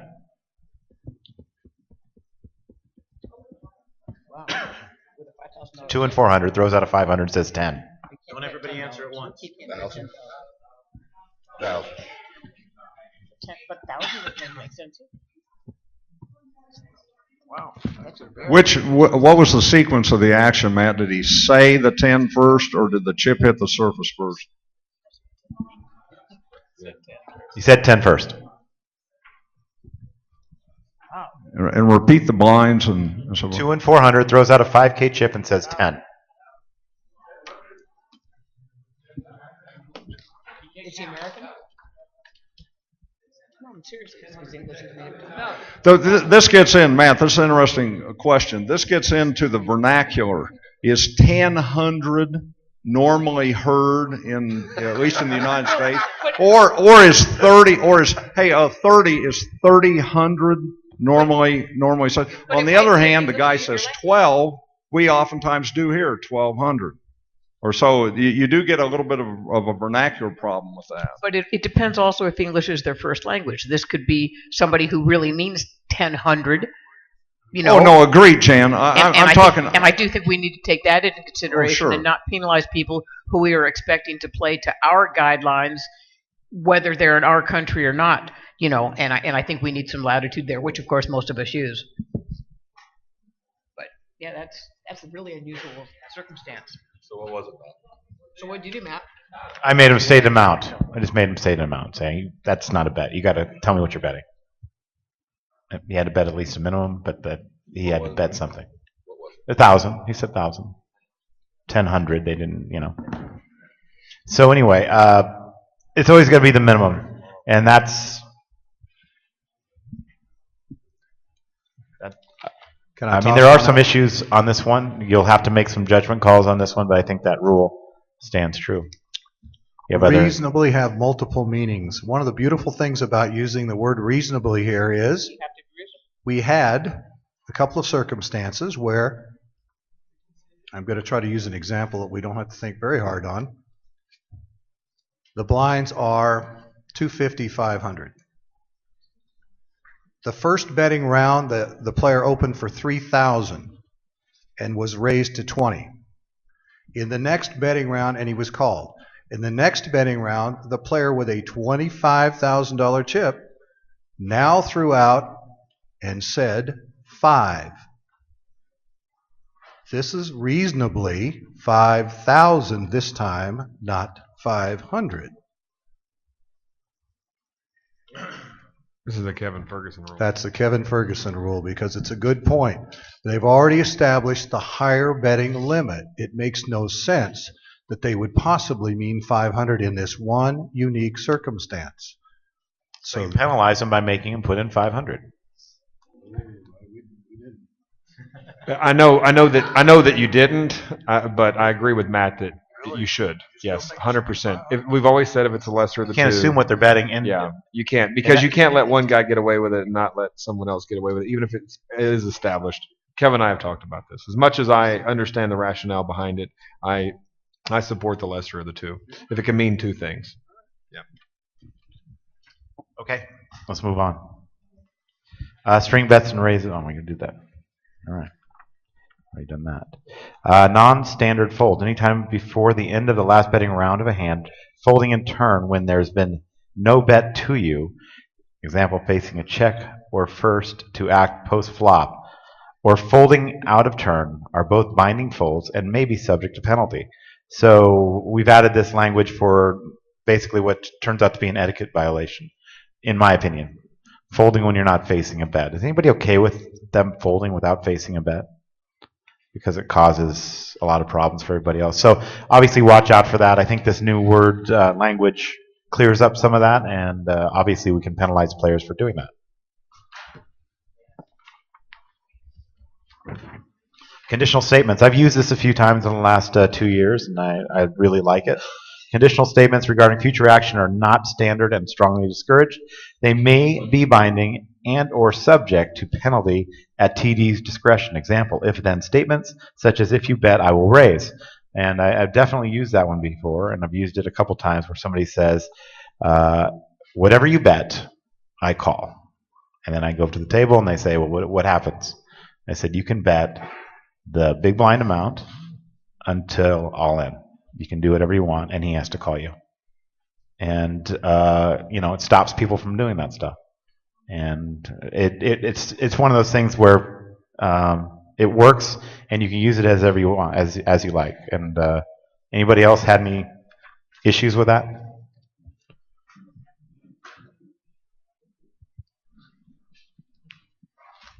Don't say anything, Chris. So just to Chris Gastini again, just to clarify, so you enforce it, you force them to put it in. If I'm first and I haven't done anything, and you say whatever you bet, I'm going to call, and I say, dealer, could you call the floor person, please? And you come over and I say, Matt, this guy, this is what he just said. What is your response going to be to me? I'm first to act. Didn't I just say that? Do you do that? Yeah. I love it. Yes. I think we all should do it. I really didn't think that I heard that correctly. That's why I Yeah, asked. we should all do that. I love that. That's great. Chris, thanks for your input. For the All right. validation, yes. Validation is good. I've known Chris like 20 years. Yeah, I'd kill for a margarita too. Who's running?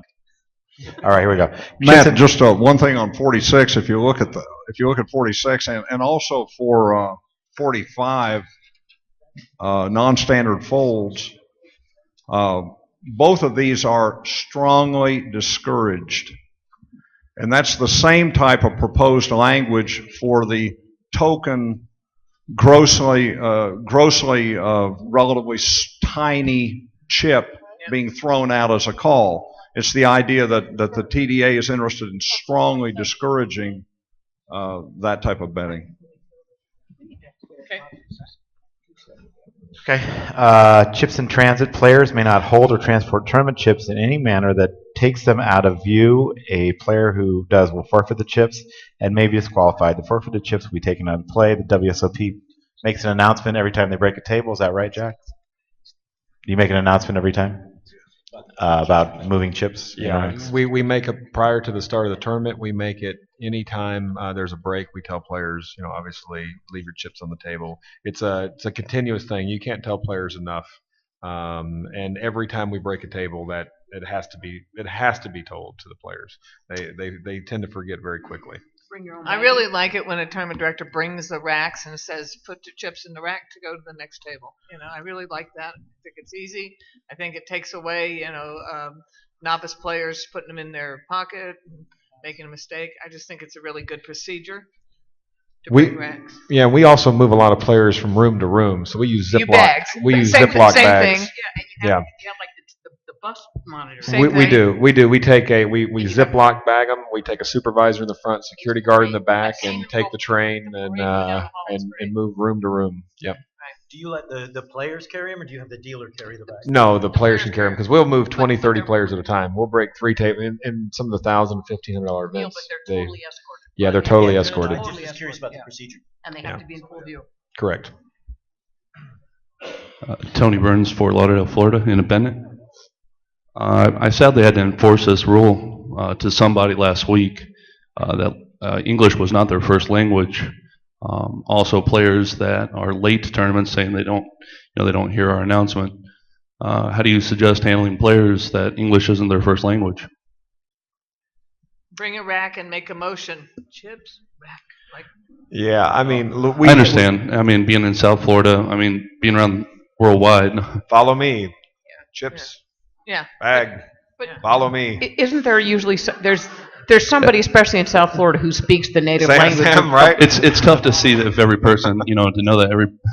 But you know what? If that's a recurring theme in your card room, which I know it is for you and for a lot of you, maybe it's a good idea to get bilingual posters around the room so that players can get educated to some of these rules that have severe penalties, to where they can see ahead of time whether they're just pictures or whether they have verbiage in them as well, so that there are no problems. But also you can bring a bilingual tournament director with you. Yeah, I had a player translate to him. I mean, I disqualified him, but it was it was sad to see because you could tell he was genuinely couldn't speak English. So. Yeah, we do have we actually have the rules in Spanish, German, Russian. Go for Spanish, Italian, But Tony, just Portuguese, bring the rack with you, Russian, and we have about 20 chips in Chinese it. that I can think of, German. So yeah, they're all on the. You can link to those off the main TDA site. And that's a nice segue. If anybody in the card room in the room here can translate in languages that we don't have yet and would be willing to do that, or know somebody who can do that, we would eventually love to get the rules translated into all languages up on the site, no matter how rudimentary those translations might be. Anything is better than nothing, so step up if you can. Okay, 48. Players must protect their own hands at all times. If a dealer kills a hand by mistake or a hand is fouled, the player will have no redress and is not entitled to refund of bets. If the player indicated or initiated a bet or raise that has not yet been called, the uncalled bet or raise will be returned to the player. Jack Effel, Andres Karoknai, all in, folding his hand. You guys tell me. There's been a lot of opinions from players about the way this ruling went down. I don't know if you've seen it on TV or not seen it on TV. Andres Karoknai was facing a bet. Gavin Smith was in the middle, and right, he was in the middle. So the way that it was is that Bauman had raised to 60,000. Karoknai moves all in. Gavin folds. Karoknai, not seeing that Bauman was still in the hand, mucks his hand, mistakenly thinking that everybody else was out. Bauman, who was sitting next to the dealer in the 9 seat, says, "Hey, I still have a hand." And of course, based on the rules, we allowed Karoknai to forfeit the amount of the call. We gave him his raise back because it had not yet been called by Bauman, and she received, those chips as well as the rest in the pot. Now, I know that there is a school of thought out there that says maybe Karoknai should have at least lost a minimum raise, or even possibly their whole stack, depending on who you ask, based on what they were holding in their cards. I'm of the opinion that I feel pretty good about the ruling and the protection and how it was implemented, in that it was clearly the definition of the rule that it was a mistake on Karoknai's part, and that he obviously did not know that Bauman was still in the hand. The Jacks versus Kings, I think, is an irrelevant part of the whole story, that it could have been the other way around. Bauman could have had the Jacks, Karoknai could have had the Kings. This argument would have never come up. So in my opinion, the min raise, I'm going to go and I'll give you all my angles, and then you guys can discuss freely. Jack, just 1 second. Matt, if you can pull up slide 66, which is the exact slide that Jack's talking about. This is a new proposed rule to kind of clarify what to do, and it's called muck in error, page 60 or 67. Yeah. Yeah, and then the last piece of it is I'll let you guys go ahead and discuss what should have happened in that situation. But just the way that the situation ended, that based on the written rule of forfeiting the amount of the call, allowing Karakni to take his raise back, and Bauman to win those chips, I felt at that time was by far the right rule. So please continue. Anybody else have any opinions on that? I know you do. Come on. And that's page 66 in your handout. It's 67 on the overhead, but page 66 in your handout. Matt, the same thing works because we're talking about a situation where the player intentionally tossed their cards away. There's another hand from the World Series that many of us have seen with Estelle Denis, where she shoved and the dealer scooped her cards while going around, and her all-in hadn't been called yet, so she had to pay off the raise she was shoving over the top of. She got all of her chips back.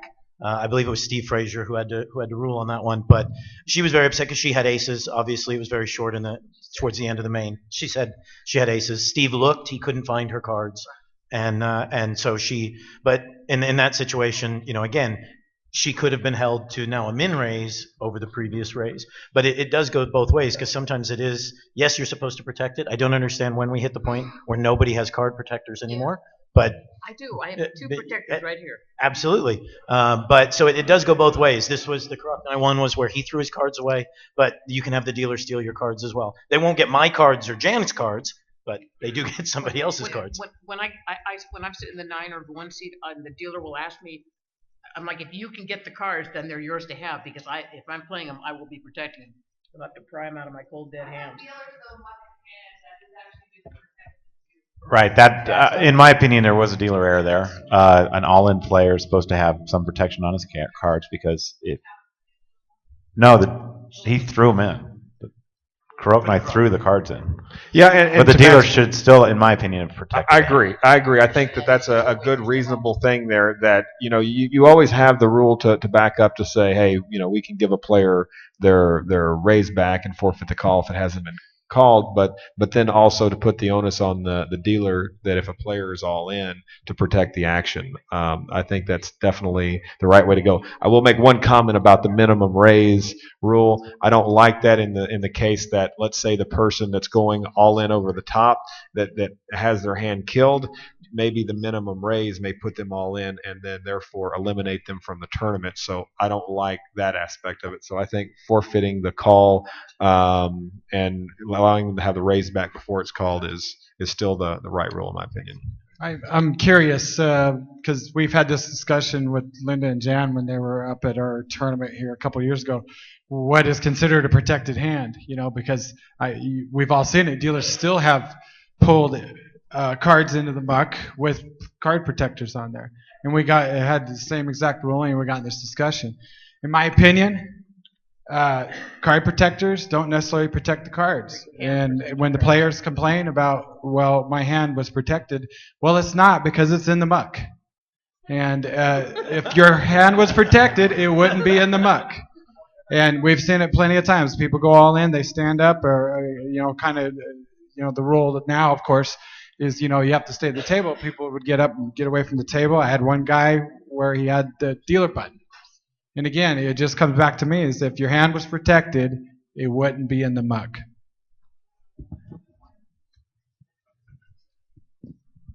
So good.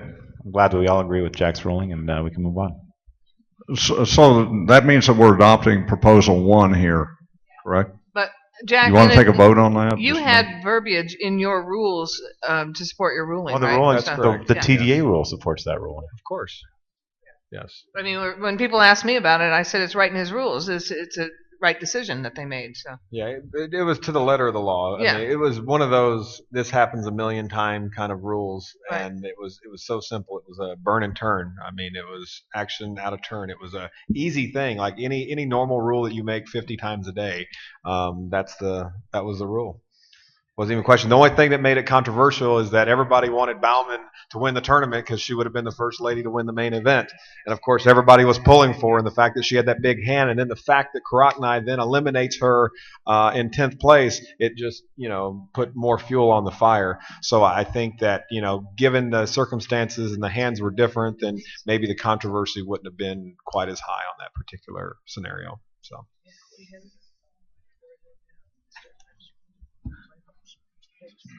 Page 48. Okay, back to 48. So we're adopting muck and air? Right. Is there a vote on that to adopt proposal 1 here? That the player will have the uncalled amount of their bet returned to them. That's a standard rule. But that the dealer should stop the muck. But I know that, Yes. Proposal 1. Yeah. Take a look at proposal 1. See if that's what you can live with. Is that to replace 48 then?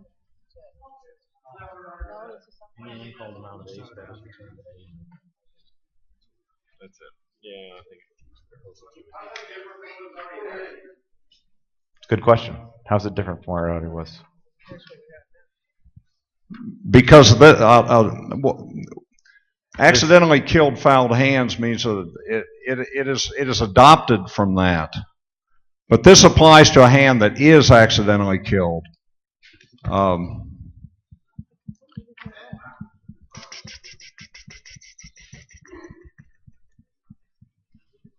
Is that maybe an illustration of Rule 48? It may be that muck and error isn't needed. It may be that muck and error is covered. Muck and error the ruling that was made at the World Series. It was based on Rule 48. The only thing that Rule 48 doesn't say is that the dealer should try to return the cards to the player, which you might think is kind of an obvious thing. But what is the procedure when a player's made a big bet, somebody else is thinking about it, and then that player abruptly mucks their cards? Yeah, okay, so if you look at proposal 1 and 2, do we feel that somebody that mucks their own cards versus them having them accidentally killed is two different things? Is it the same thing? I don't believe it's the same thing. If I muck my hand versus having the dealer kill my hand on accident, should that be the same thing? Absolutely. Should we charge him something more? How many people feel it's different? How many people feel it's different? Related but different. How many feel it should be ruled the same? And it is ruled the same. If we adopt proposal 1, it is the same. The uncalled as Yeah, but there's certain situations. I mean, listen, the guy in the 1 seat and the 9 seat, right? They're in there, and he raises and looks down there to see if the guy in the big blind may or may not call, and he may raise it up right there and see that he's going to call and pitch his hand real quick and try to get his raise back and forfeit the call. Trying to rob the blinds. It happens a lot. I don't see it. It doesn't happen a lot. I say that it does not happen a lot. But it has happened in the past, and I'm sure that if we could catch the culprit that tried to do that, we would force them to lose all of their chips in the interest of fairness. So, rule number 1.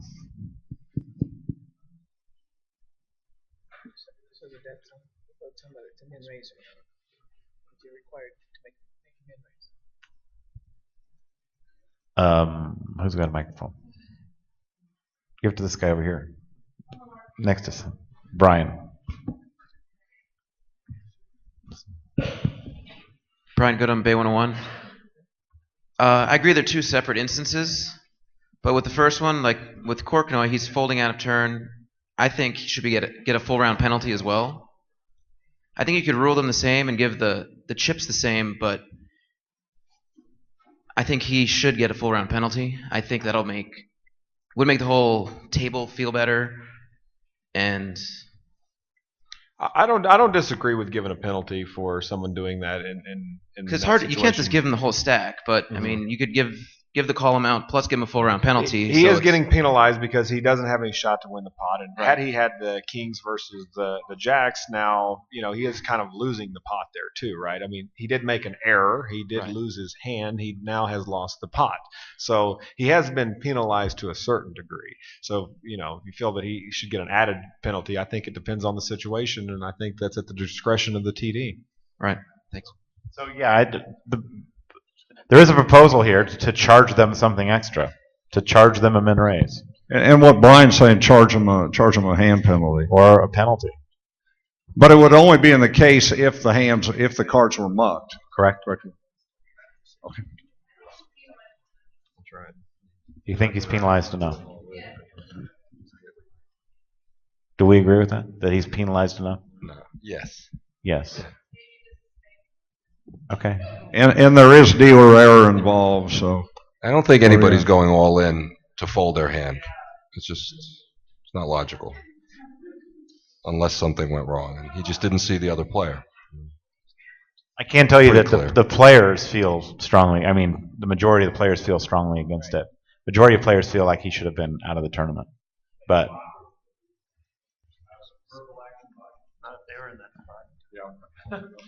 does anybody here feel like he should have been out of the tournament? It's got to be somebody. I don't believe you.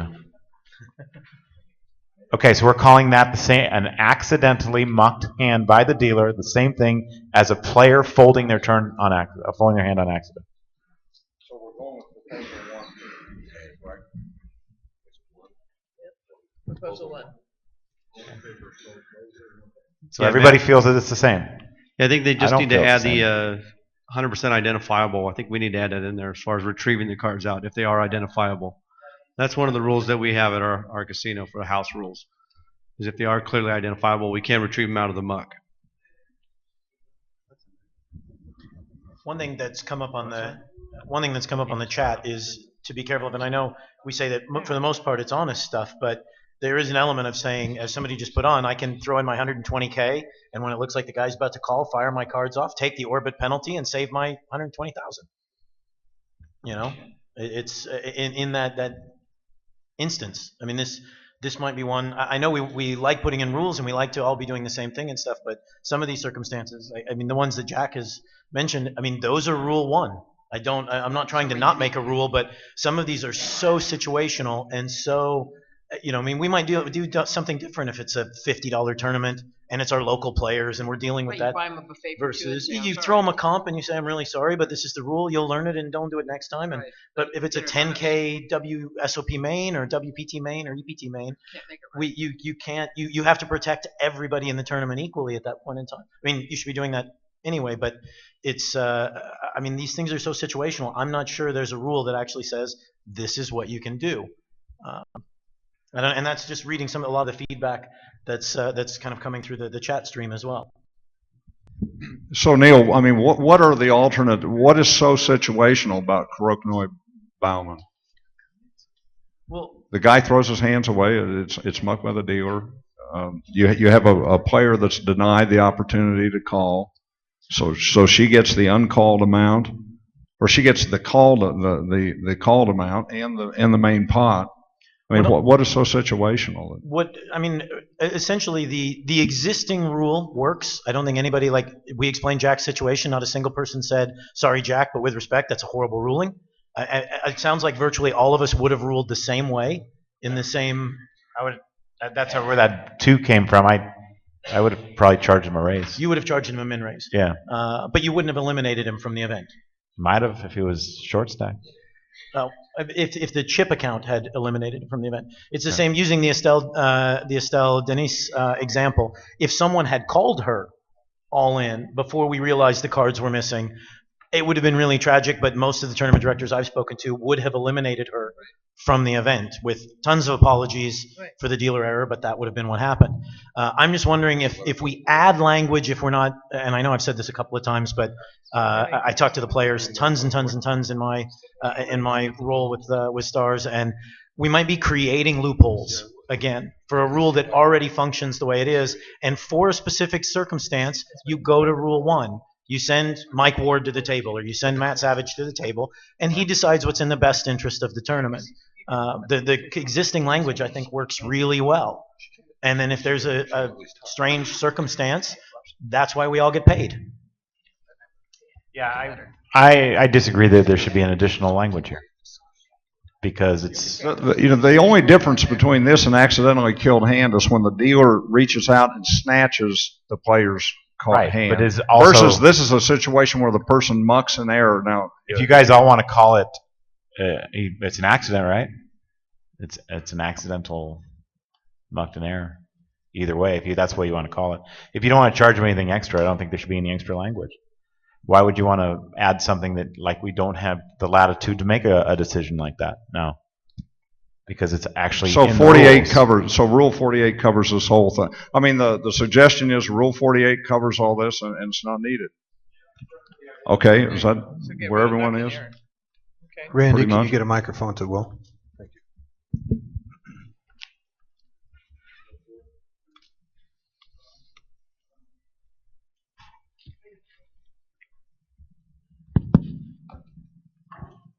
Will Porter, Vegas, tournament dealer, and sometimes dual rate. I have definitely run into both those situations, and I think they are distinguishable between the player mucking his hand. If I interfere, as a dealer, if I interfere with that, I'm influencing the action. And he's throwing his hand away. So that's one issue I would have as a dealer. But in the case of the dealer killing a person's hand, one solution for the language might be, just like in Rule 43, we ask the dealer be responsible for calling a string bet. We could ask the dealer has an additional responsibility to protect the hand of an all-in player. And rule on page it. 67 or on slide 67, the muck and error says the dealer should stop the muck. So it is putting that responsibility on the dealer, that what they should do in the situation. Keep in mind that when the Kuroknoi happened, there was not my recollection of it was there wasn't a clear rule that they could refer to. So they had to make a Rule 1 decision, and they utilized 48 as the basis for it. That's not true. That's They not had true? a direct rule, and it was Okay. followed to the letter. It was already in It there, was already in their rules. Yes. Yes. Okay. Okay, so I don't see any additional language being added. Okay. Gone. Dead hands in stud poker. If a player picks up his up cards while facing action, the hand is dead. So that's just putting those cards together with the up cards and down cards together. It's a dead hand. We're going to add a picture of that. Penalties and disqualifications. A penalty may be invoked if a player exposes any card with action pending, throws a card off the table, violates one player to a hand, or similar incidents occur. Penalties will be invoked for soft play. Abuse, disruptive behavior, and cheating. It's pretty general. Leaves it pretty open for you guys to make any decision you want on your penalties and disqualifications. B, penalty options, including verbal warnings, missed hand penalties, disqualification. Except for one hand penalty, missed hand penalties will be assessed for the following. Offenders miss one hand for every player, including the offender, at the table. When the penalty is given, multiplied by the number of penalty rounds specified. Staff can assess a one-hand penalty, 1, 2, 3, 4 round or disqualification. Repeat infractions are subject to escalating penalties. I think that the language that Neil has for the GPTL is more comprehensive on the rules of that. I'm sure Neil can get you that if you would like that. Penalties and disqualifications continued. During a penalty, the offender must remain away from the table. Now, this has been one that obviously we've seen a lot this last year, where players, even though they're on penalties, some tournaments let you sit there at the table. They're supposed to remain away from the table. Cards are dealt to a seed as blinds and antes are posted, and the hand is killed after the initial deal. Okay? This initial language is pretty good there. Chips of disqualified players shall be removed from play. If a player says, I'm going to go to the movies, I can't stay anymore, I suggest you don't take them out of play. Some people think that you should. They always have the opportunity to come back to the tournament, so I suggest you don't take those out of play. Somebody says, I feel like sick, I'm going home. You never know, they might come back.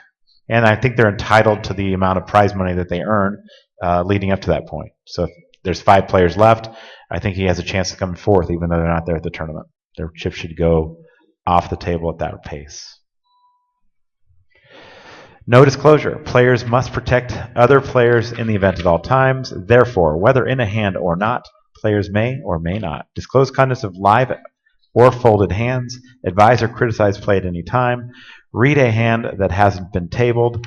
The one player to a hand rule will be enforced. This rule prohibits showing a hand or discussing strategy with another player, spectator, or advisor.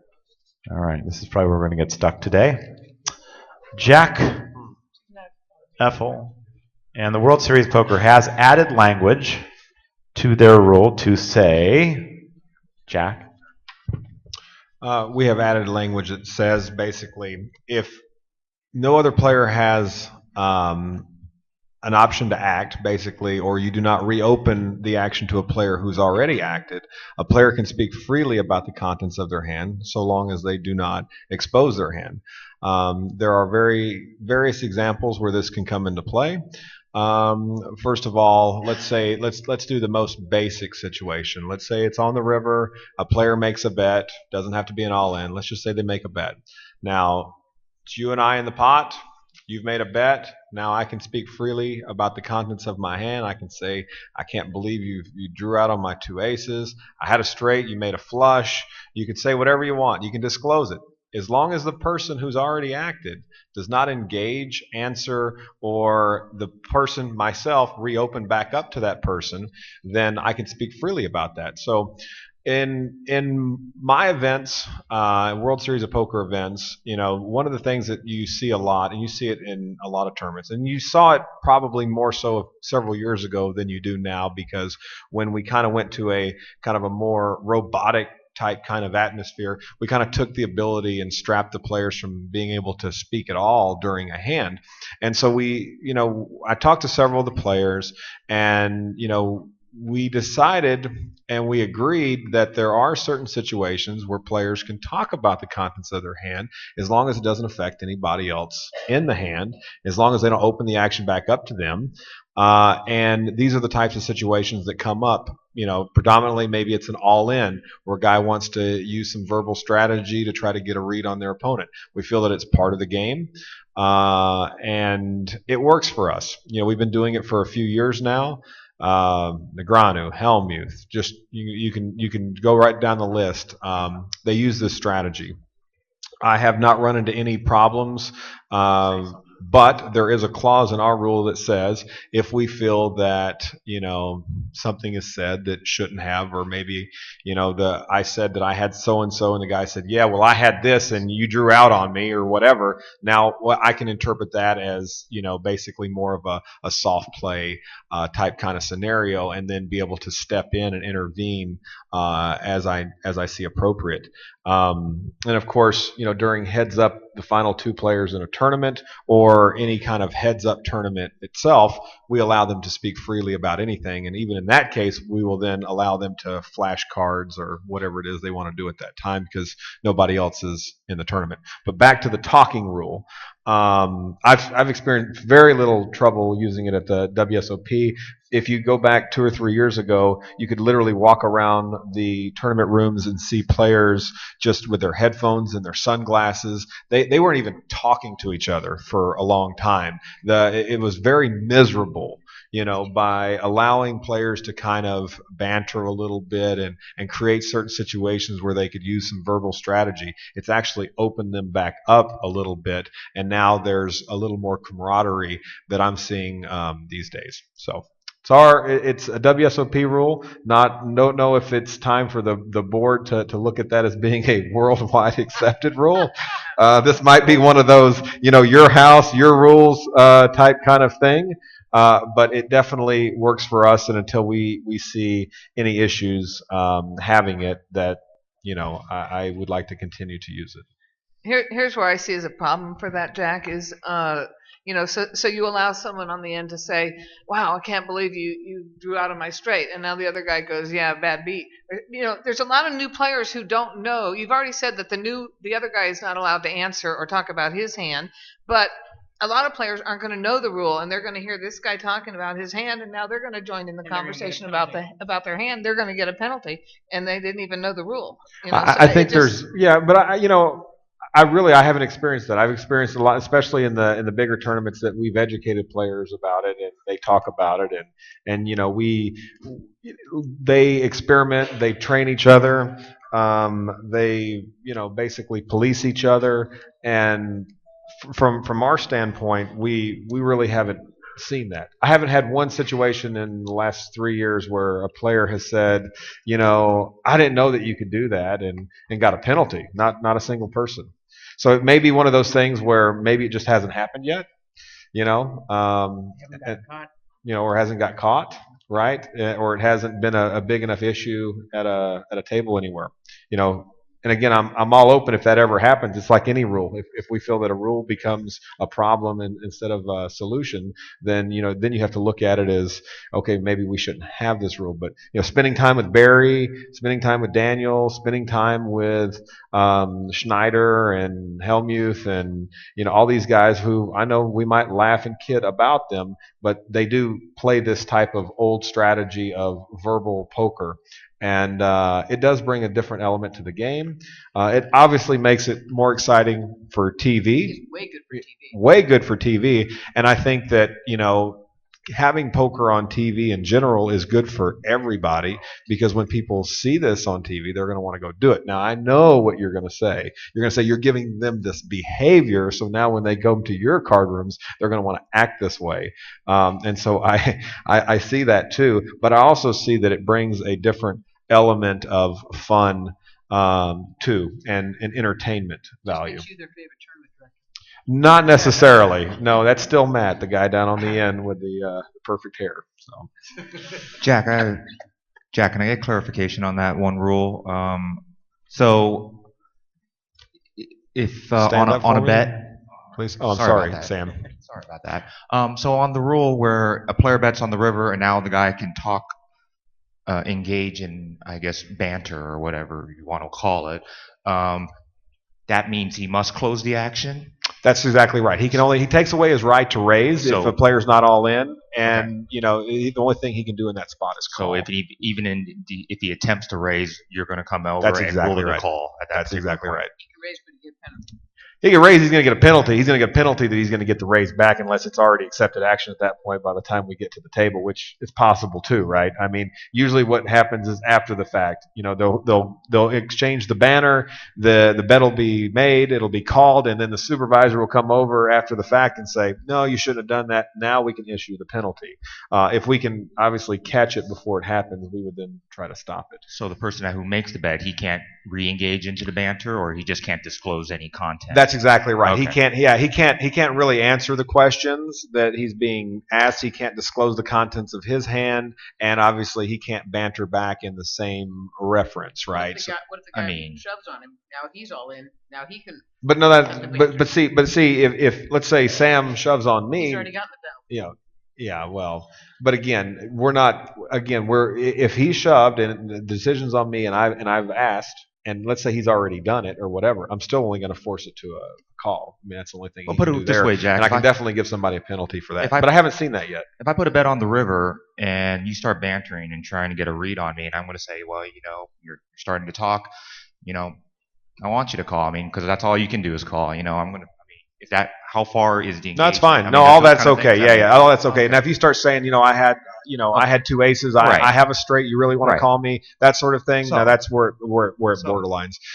These situations are interesting because I sat back and watched it for a long time and watched to see exactly what they did. 9 times out of 10, it's just like, these guys will say, I can't believe you beat this hand. Or, did you really make a flush? Kind of one of those things, asking them. And it's funny because in one hand, it's you and I, where it's me facing the decision to you, and then the next hand, it's you facing decision for me. And so it works both ways depending on who's in the situation at that particular time. But the players that I've talked to have not expressed any displeasure with the rules. As a matter of fact, they actually like the rule quite a bit.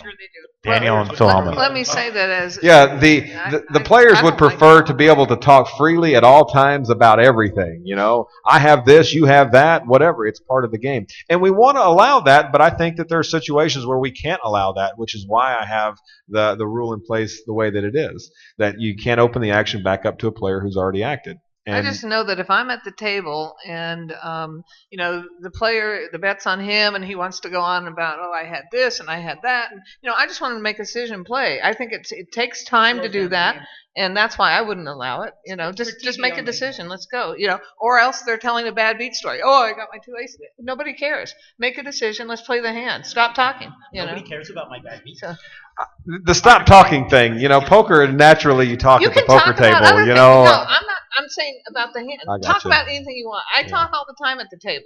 I have a great time at the table, and so I don't see why this annoys me when I'm there and they want to start doing this. I understand you're getting counsel from high limit players, a couple of them, but there's a lot of other players who would like to not have this happen. I have not. There's a couple players. There's been very few that have ever come to me and said they did not like this rule. Okay. I've not had worldwide everywhere that I've gone. It's actually been like even Australia where they were starting to learn about it. They're like, this is a pretty fun rule. Okay. They you like get to it tell too. a bad beat at the end. One of the comments coming through the stream from a couple of people is that it seems like a rule designed for professionals Yes, and it not is. for Yes, amateurs. it And is. it's not friendly to the 80% of the people that don't have all of That's it. what I'm saying. And so Jack, I know the professionals Right. are the ones who talk to you. The everyday players don't talk to you. I talk to them, and this is what I hear. We don't want it. We don't want it. So you're entitled to have it, but And maybe it only belongs with the WSOP. Maybe it Maybe. doesn't belong in other places. That's why I that's- never brought it up as being something that Right. I'm really going to push everyone to kind of jump on my bandwagon. Yeah, and So Yeah, it's a good television tool. But it's a good television tool. how do you all feel about it? Do you? Stand up, Susie. The problem when the WSOP does it, that I get flooded Right, for that the is the next problem. 300 days.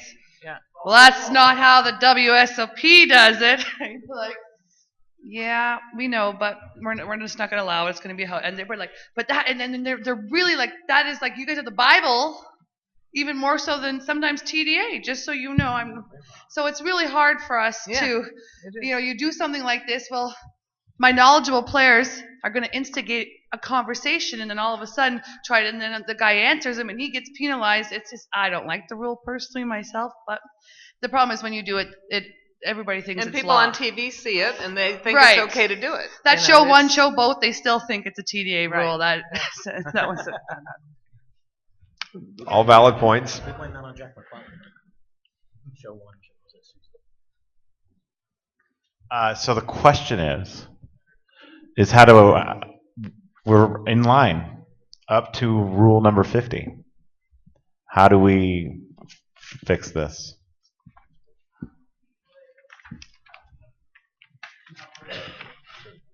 I actually don't think the players at the World Series know this rule for the most part.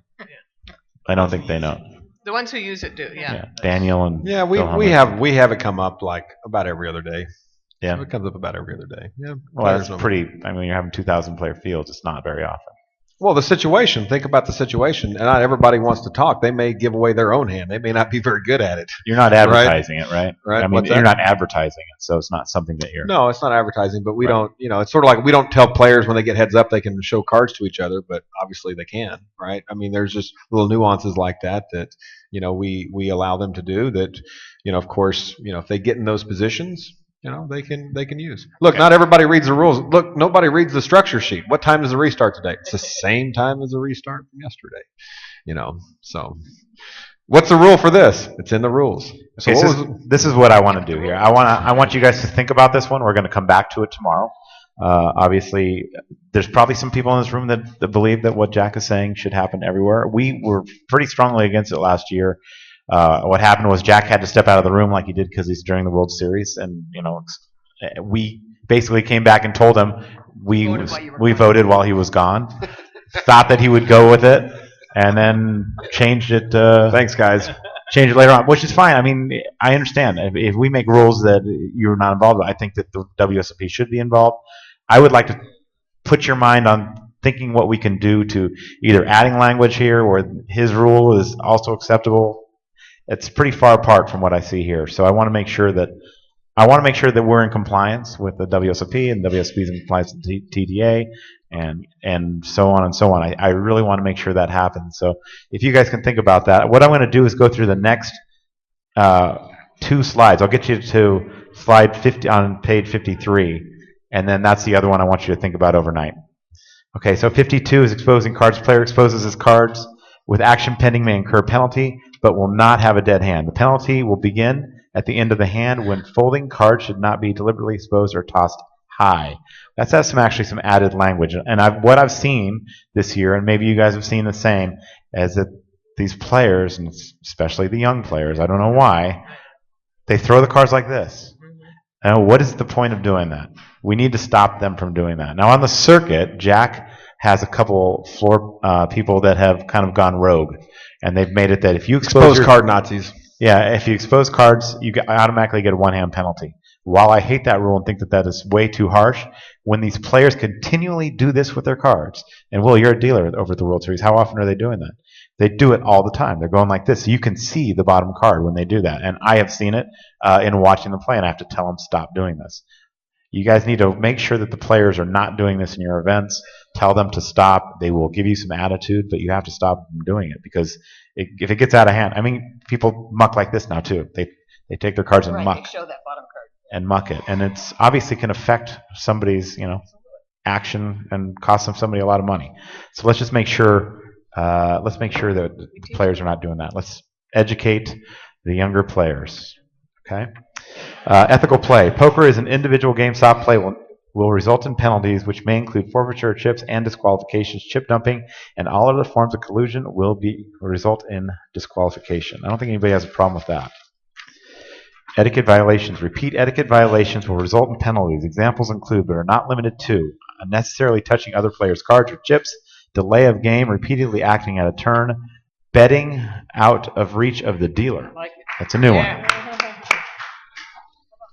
Or excessive chatter. Could we add in there not folding your cards in stud? I mean, when you're folding, You must turn your up cards down. Yeah. That is a problem. It's a huge problem. It's a problem. Creates box cards. It slows down the game. Right. And a lot of players get irritated and they don't want to fold their cards, and now the dealer's got to fold them. Somebody who does it once is no big deal, but some players just do it all day long because they get away with it. In stud, the only proper way to fold your cards is to turn your up cards down. Right. Does anybody in the room have a problem with that being added to etiquette? Go, Linda. That the only proper way to fold your hand in a stud game is to turn your up cards down before you push your cards forward. To just push your cards forward, leaving your up cards up, creates not only box cards, it slows down the game because now the dealer has to turn them over. And then when one person does it, then somebody else starts doing it, and pretty soon everybody's doing it. It's not proper. When somebody loses a hand and they're pissed off and they do it once, that's not really what we're talking about. We're talking about the correct procedure, and the correct procedure is only to turn your cards face down before you push them forward. And that should be part of the rules, I think. For etiquette violations. For etiquette, yeah. Okay, I guess they're okay with Yeah, and as Tab pointed out, it also creates confusion because maybe the dealer's looking over here and you slightly push them forward, but you don't turn them face down. Now the dealer's waiting for you to act. You've already folded. You really don't want to be asked again if you're folding. If you turn them face down, we know you're folding. Let's add it. Okay, so that's going to be added. Before I get to the next slide, I just want to remind you guys that there is a tournament tonight. $120. You and your spouses are available and are able to play. Expecting 125. Sam. 125. I'm going to text your wife, Sam. She is allowed to play. 125, excuse me. And obviously that'd be a great support for the Venetian. Kathy, thank you again. Give me a round of applause for Kathy. Awesome. And And when you're done playing in the tournament, even though we want you to get a lot of sleep before you come back here tomorrow, please play in the card room, play in the casino. It's an amazing property, and you will enjoy it. You can order food from the table there, and it's from Grand Lux. It's absolutely wonderful. You can plug in your phones under the And you have table. to have their gaming card to enter the tournament. But with that card, you not with tournaments, but in live play, you get $2 an hour for playing, which is good for massages. It's good for tournament entries. It's good on your hotel bill. It's good, for the food Don't at the pack Grand it up Lux. yet. We're not done yet. Yeah, we're not done. We're not done. This is Don't the last leave. one. We're going to start it, and we're going to let it soak in overnight. And free cocktails in the poker room also. All right. Yay. If you're playing. Yeah. Yay. All right. A comprehensive showdown rule. It's a proposed new rule. The old rule was number 10. Card speak. To determine a winner, verbal declarations of hand value are not binding at showdown. However, deliberately miscalling a hand may be penalized. Any player in the hand or not should not speak up if he thinks a mistake is being made in reading hands. That's the old rule, right? Now we go into B. Tabling cards and killing winning hand. A player should place all cards on the table so the dealer and players can clearly read a hand. Dealers cannot kill a hand that was tabled, and obviously the winning hand. If a player does not fully table his card, and that word table is new, right, as well? It used to say show cards, but now everybody's saying that your cards have to be laying flat on the table. So table his cards, then mucks thinking he has won. He has done so at his own risk. If the cards are not 100% identifiable and the house rules, it could not clearly read the hand, the player has no claim to the pot. TD's decision on whether the hand was sufficiently tabled is final. Okay, now we're still thinking about this stuff. The showdown order. In a non-all-in showdown, the player making the last aggressive action, the final betting round, the final street, must table first, except where house policy requires the hand be tabled. Players may elect to muck their hands face down if there was no bet on the final street. Then the player who would be first to act in a betting round must table first, i.e. left of the button in board games, high board in stud, and low board in Raz, etc. Now, everybody that I know on this side of the pond and out around Europe always has left of the button with no aggressive action on the river. The GPTL has always had, for the last 9-10 years, last aggressive action shows first. He is willing to go back and change that rule so that he'll be in line with the TDA. Thank you, Neil. Thank you, Neil. That means you too, Christian. Now, so we're going to continue on this. We're still going with the showdown. Live cards at showdown. If there is no mucking line or forward motion rule, pushing non-table cards forward face down does not automatically kill them. A player may change his mind and tables cards if they remain 100% identifiable. However, it is player's risk, and a dealer may not kill a hand by placing it in the muck. Dealer may kill the hand by placing it in the muck. I don't even want to read 2.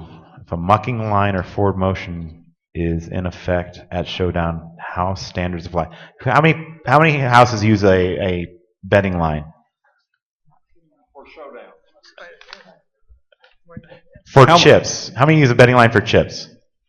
How many use a betting line for showdown? If you throw your cards over, it's a dead hand. Okay. So, all right.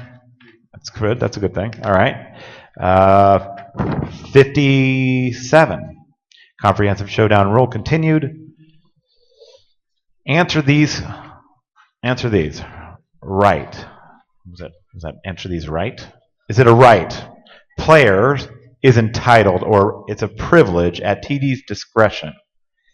A is the last aggressive bettor on the final street. B, C, and D all call A. Do B, C, and D have the inalienable right to see the hand they call? If so, if they muck face down, do they still have that right? Okay, we're going to talk about this. What about B asking to seize cards? C, cards of another caller. Right or privilege to see them? 3, E isn't in the hand. Can E ask to see A and B's cards? Right or privilege?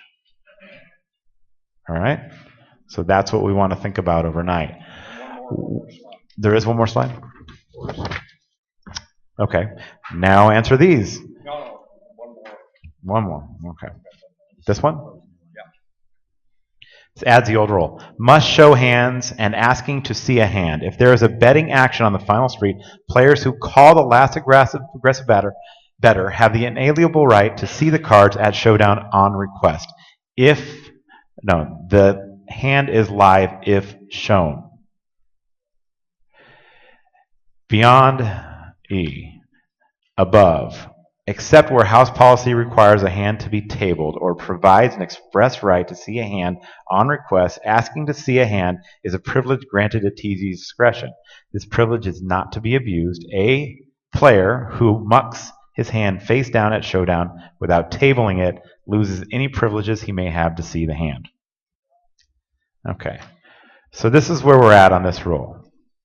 Last year, the group of us, and this was another one that we agreed upon when Jack was out of the room, that if you were the last active hand, you win the pot and you don't have to show your cards. Now, for the last 2 years, I've used that rule. I haven't had any problem with it. I've had a lot of questions about it, why he doesn't have to show his cards, but I have not had any problems with it to where people say you have to show those cards. And they ask me why. I say, because you don't have to show it. You didn't pay for it as a player that was outside that hand. If you did play the hand and you called him on the river, you were allowed to see that hand if you were still in holding your cards. And that is the rule that the EPT or the GPTL uses now. Jack at the World Series of Poker uses the rule that 2 cards must be shown to win the pot, period.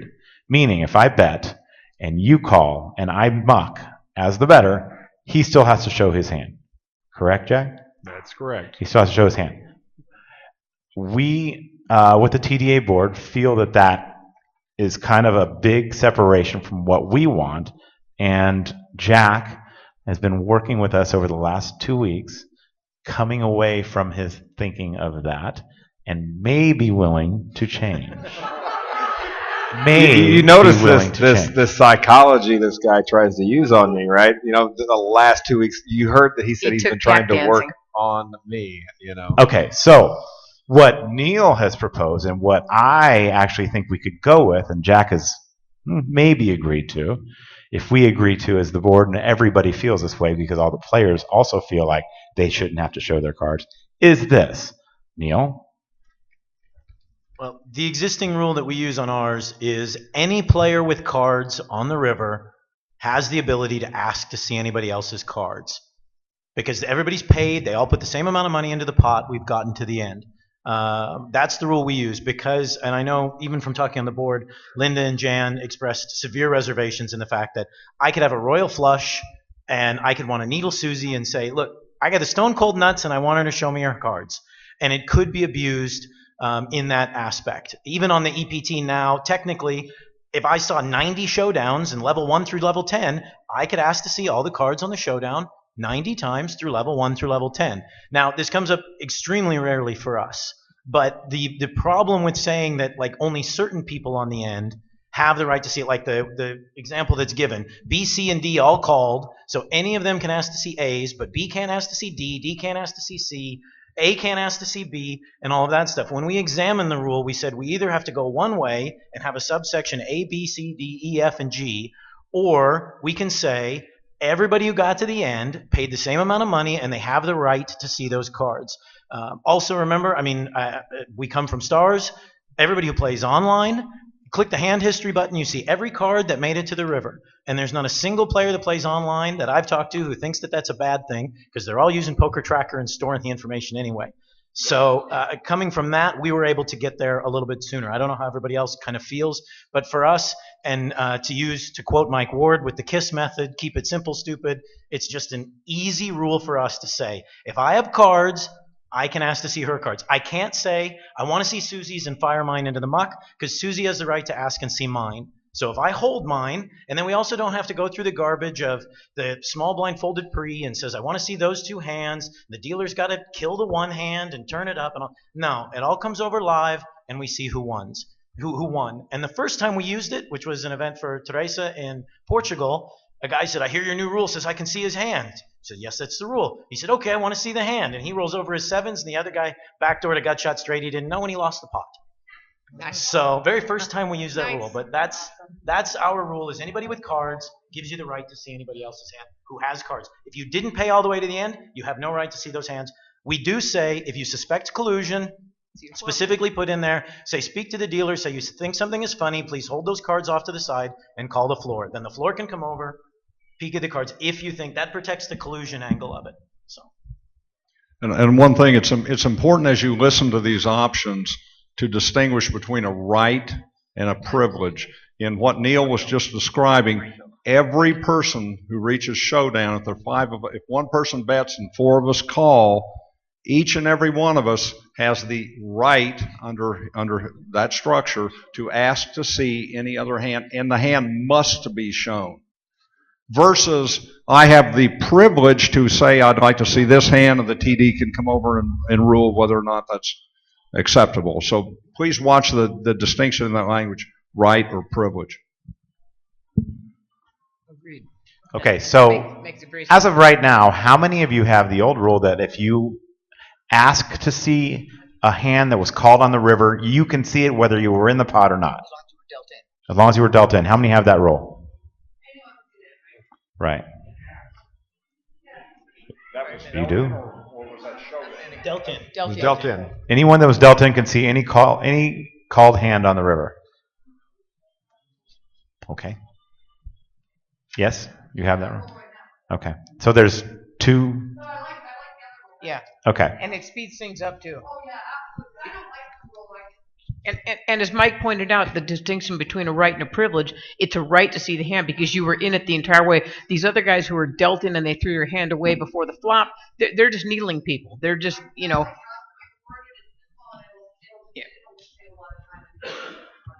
We have the rule. I've always hated the rule, and I'm glad to see someone on a global scale like the Poker TDA have that rule in writing.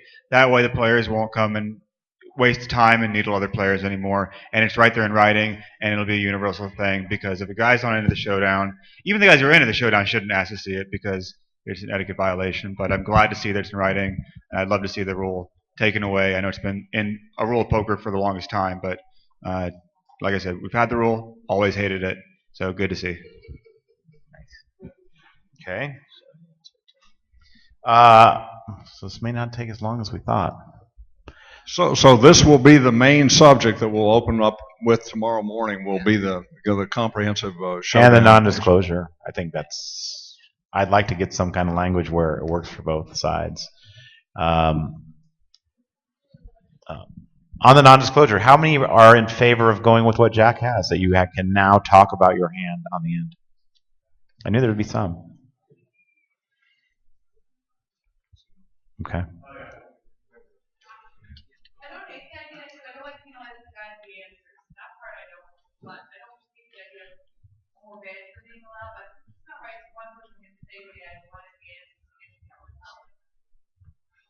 Okay. I just throw some. I don't like it if further action is possible. If no other player has any opportunity, because we're looking at either an all-in bet to the player that's thinking about calling, or it would be all-in for me to call. That's a different scenario. No, or a bet that you can call, but you just can't raise and open the action back up. And I'm of the opinion that it's unfair for one guy to be able to talk about his hand and the other guy not to. It was on the other side of the table because I'm in a certain position to where I'm at. And the pro versus the amateur aspect also bothers me. And the fact that, yes, it's at the World Series of Poker where all the best poker players in the world are at, yet the $10 tournament that's also using TDA rules has to deal with the guy saying, I have aces, don't call me. And Jack, just to clarify what you're saying, if let's say the gentleman's got $1 million, I've got 800,000, and he bets 300,000. Okay, there's an opportunity for me to raise. But if I start talking about my hand, you take away your does right that to raise. then eliminate my opportunity to raise? Yes. As opposed to I raise, but then I get penalized afterwards. I think a lot of people don't know that. Yeah. They might talk and then raise. Can you clarify that? Just Yeah, so I mean, the situation that somebody raises after that's already happened, and we find out after the fact and after the discussion already taken place, the best that we can do, obviously, is penalize the player for that. But here's the way I look at it: when players don't know rules, it's up to us to kind of, all these rules. They don't know half of these rules. I'm going to tell you right now, from how to bet to what an oversized chip is to what a string bet is. So one more rule is just one more rule that they're going to find in the rule book. And I think that all rules are going to apply to various different levels of players, whether it be your $10 player or your $1 million player. And some of the rules, the $10 player is never, ever going to see, and there's rules that the $1 million player is never going to see that the $10 player sees. I think those are all fair assessments. But I think that my particular rule, does allow certain situations to be able to use that verbal strategy where I think it is going to take place in a pro environment with pro players playing against each other. And I'm okay with that. I have 62 bracelet events at the World Series of Poker. I have 300 some odd other tournaments, and I know that all the different rules aren't going to apply to all different situations. So All right, so players, just by show of hand, how many guys show are going to play in the tournament, be players in tonight's tournament? Come on, let's go and play. Come on, get it up. Yeah, they gave us a lot today. Let's give them some action. Yeah, you can just go buy in and dump off your chips to me. Get a penalty. Get a penalty. Don't get a penalty for the. So, where do we register, Kathy? In the poker room. In the poker room, and you have to have a Venetian card. So if you don't have one, you can get that right in the card room. All you need is a driver's license. One thing before everybody goes, someone who wasn't actually introduced at the start of this and has done most of the mic work, everybody knows who he is, Executive Tournament Director of the WPT, Commerce Bay 101, tons of stuff. Can we have a round of applause for Matt before we all leave tonight? All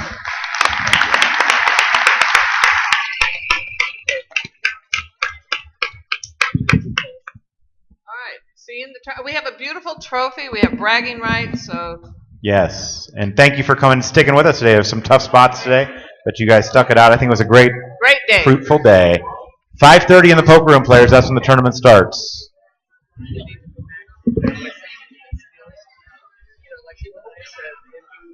Get out of here, Dave.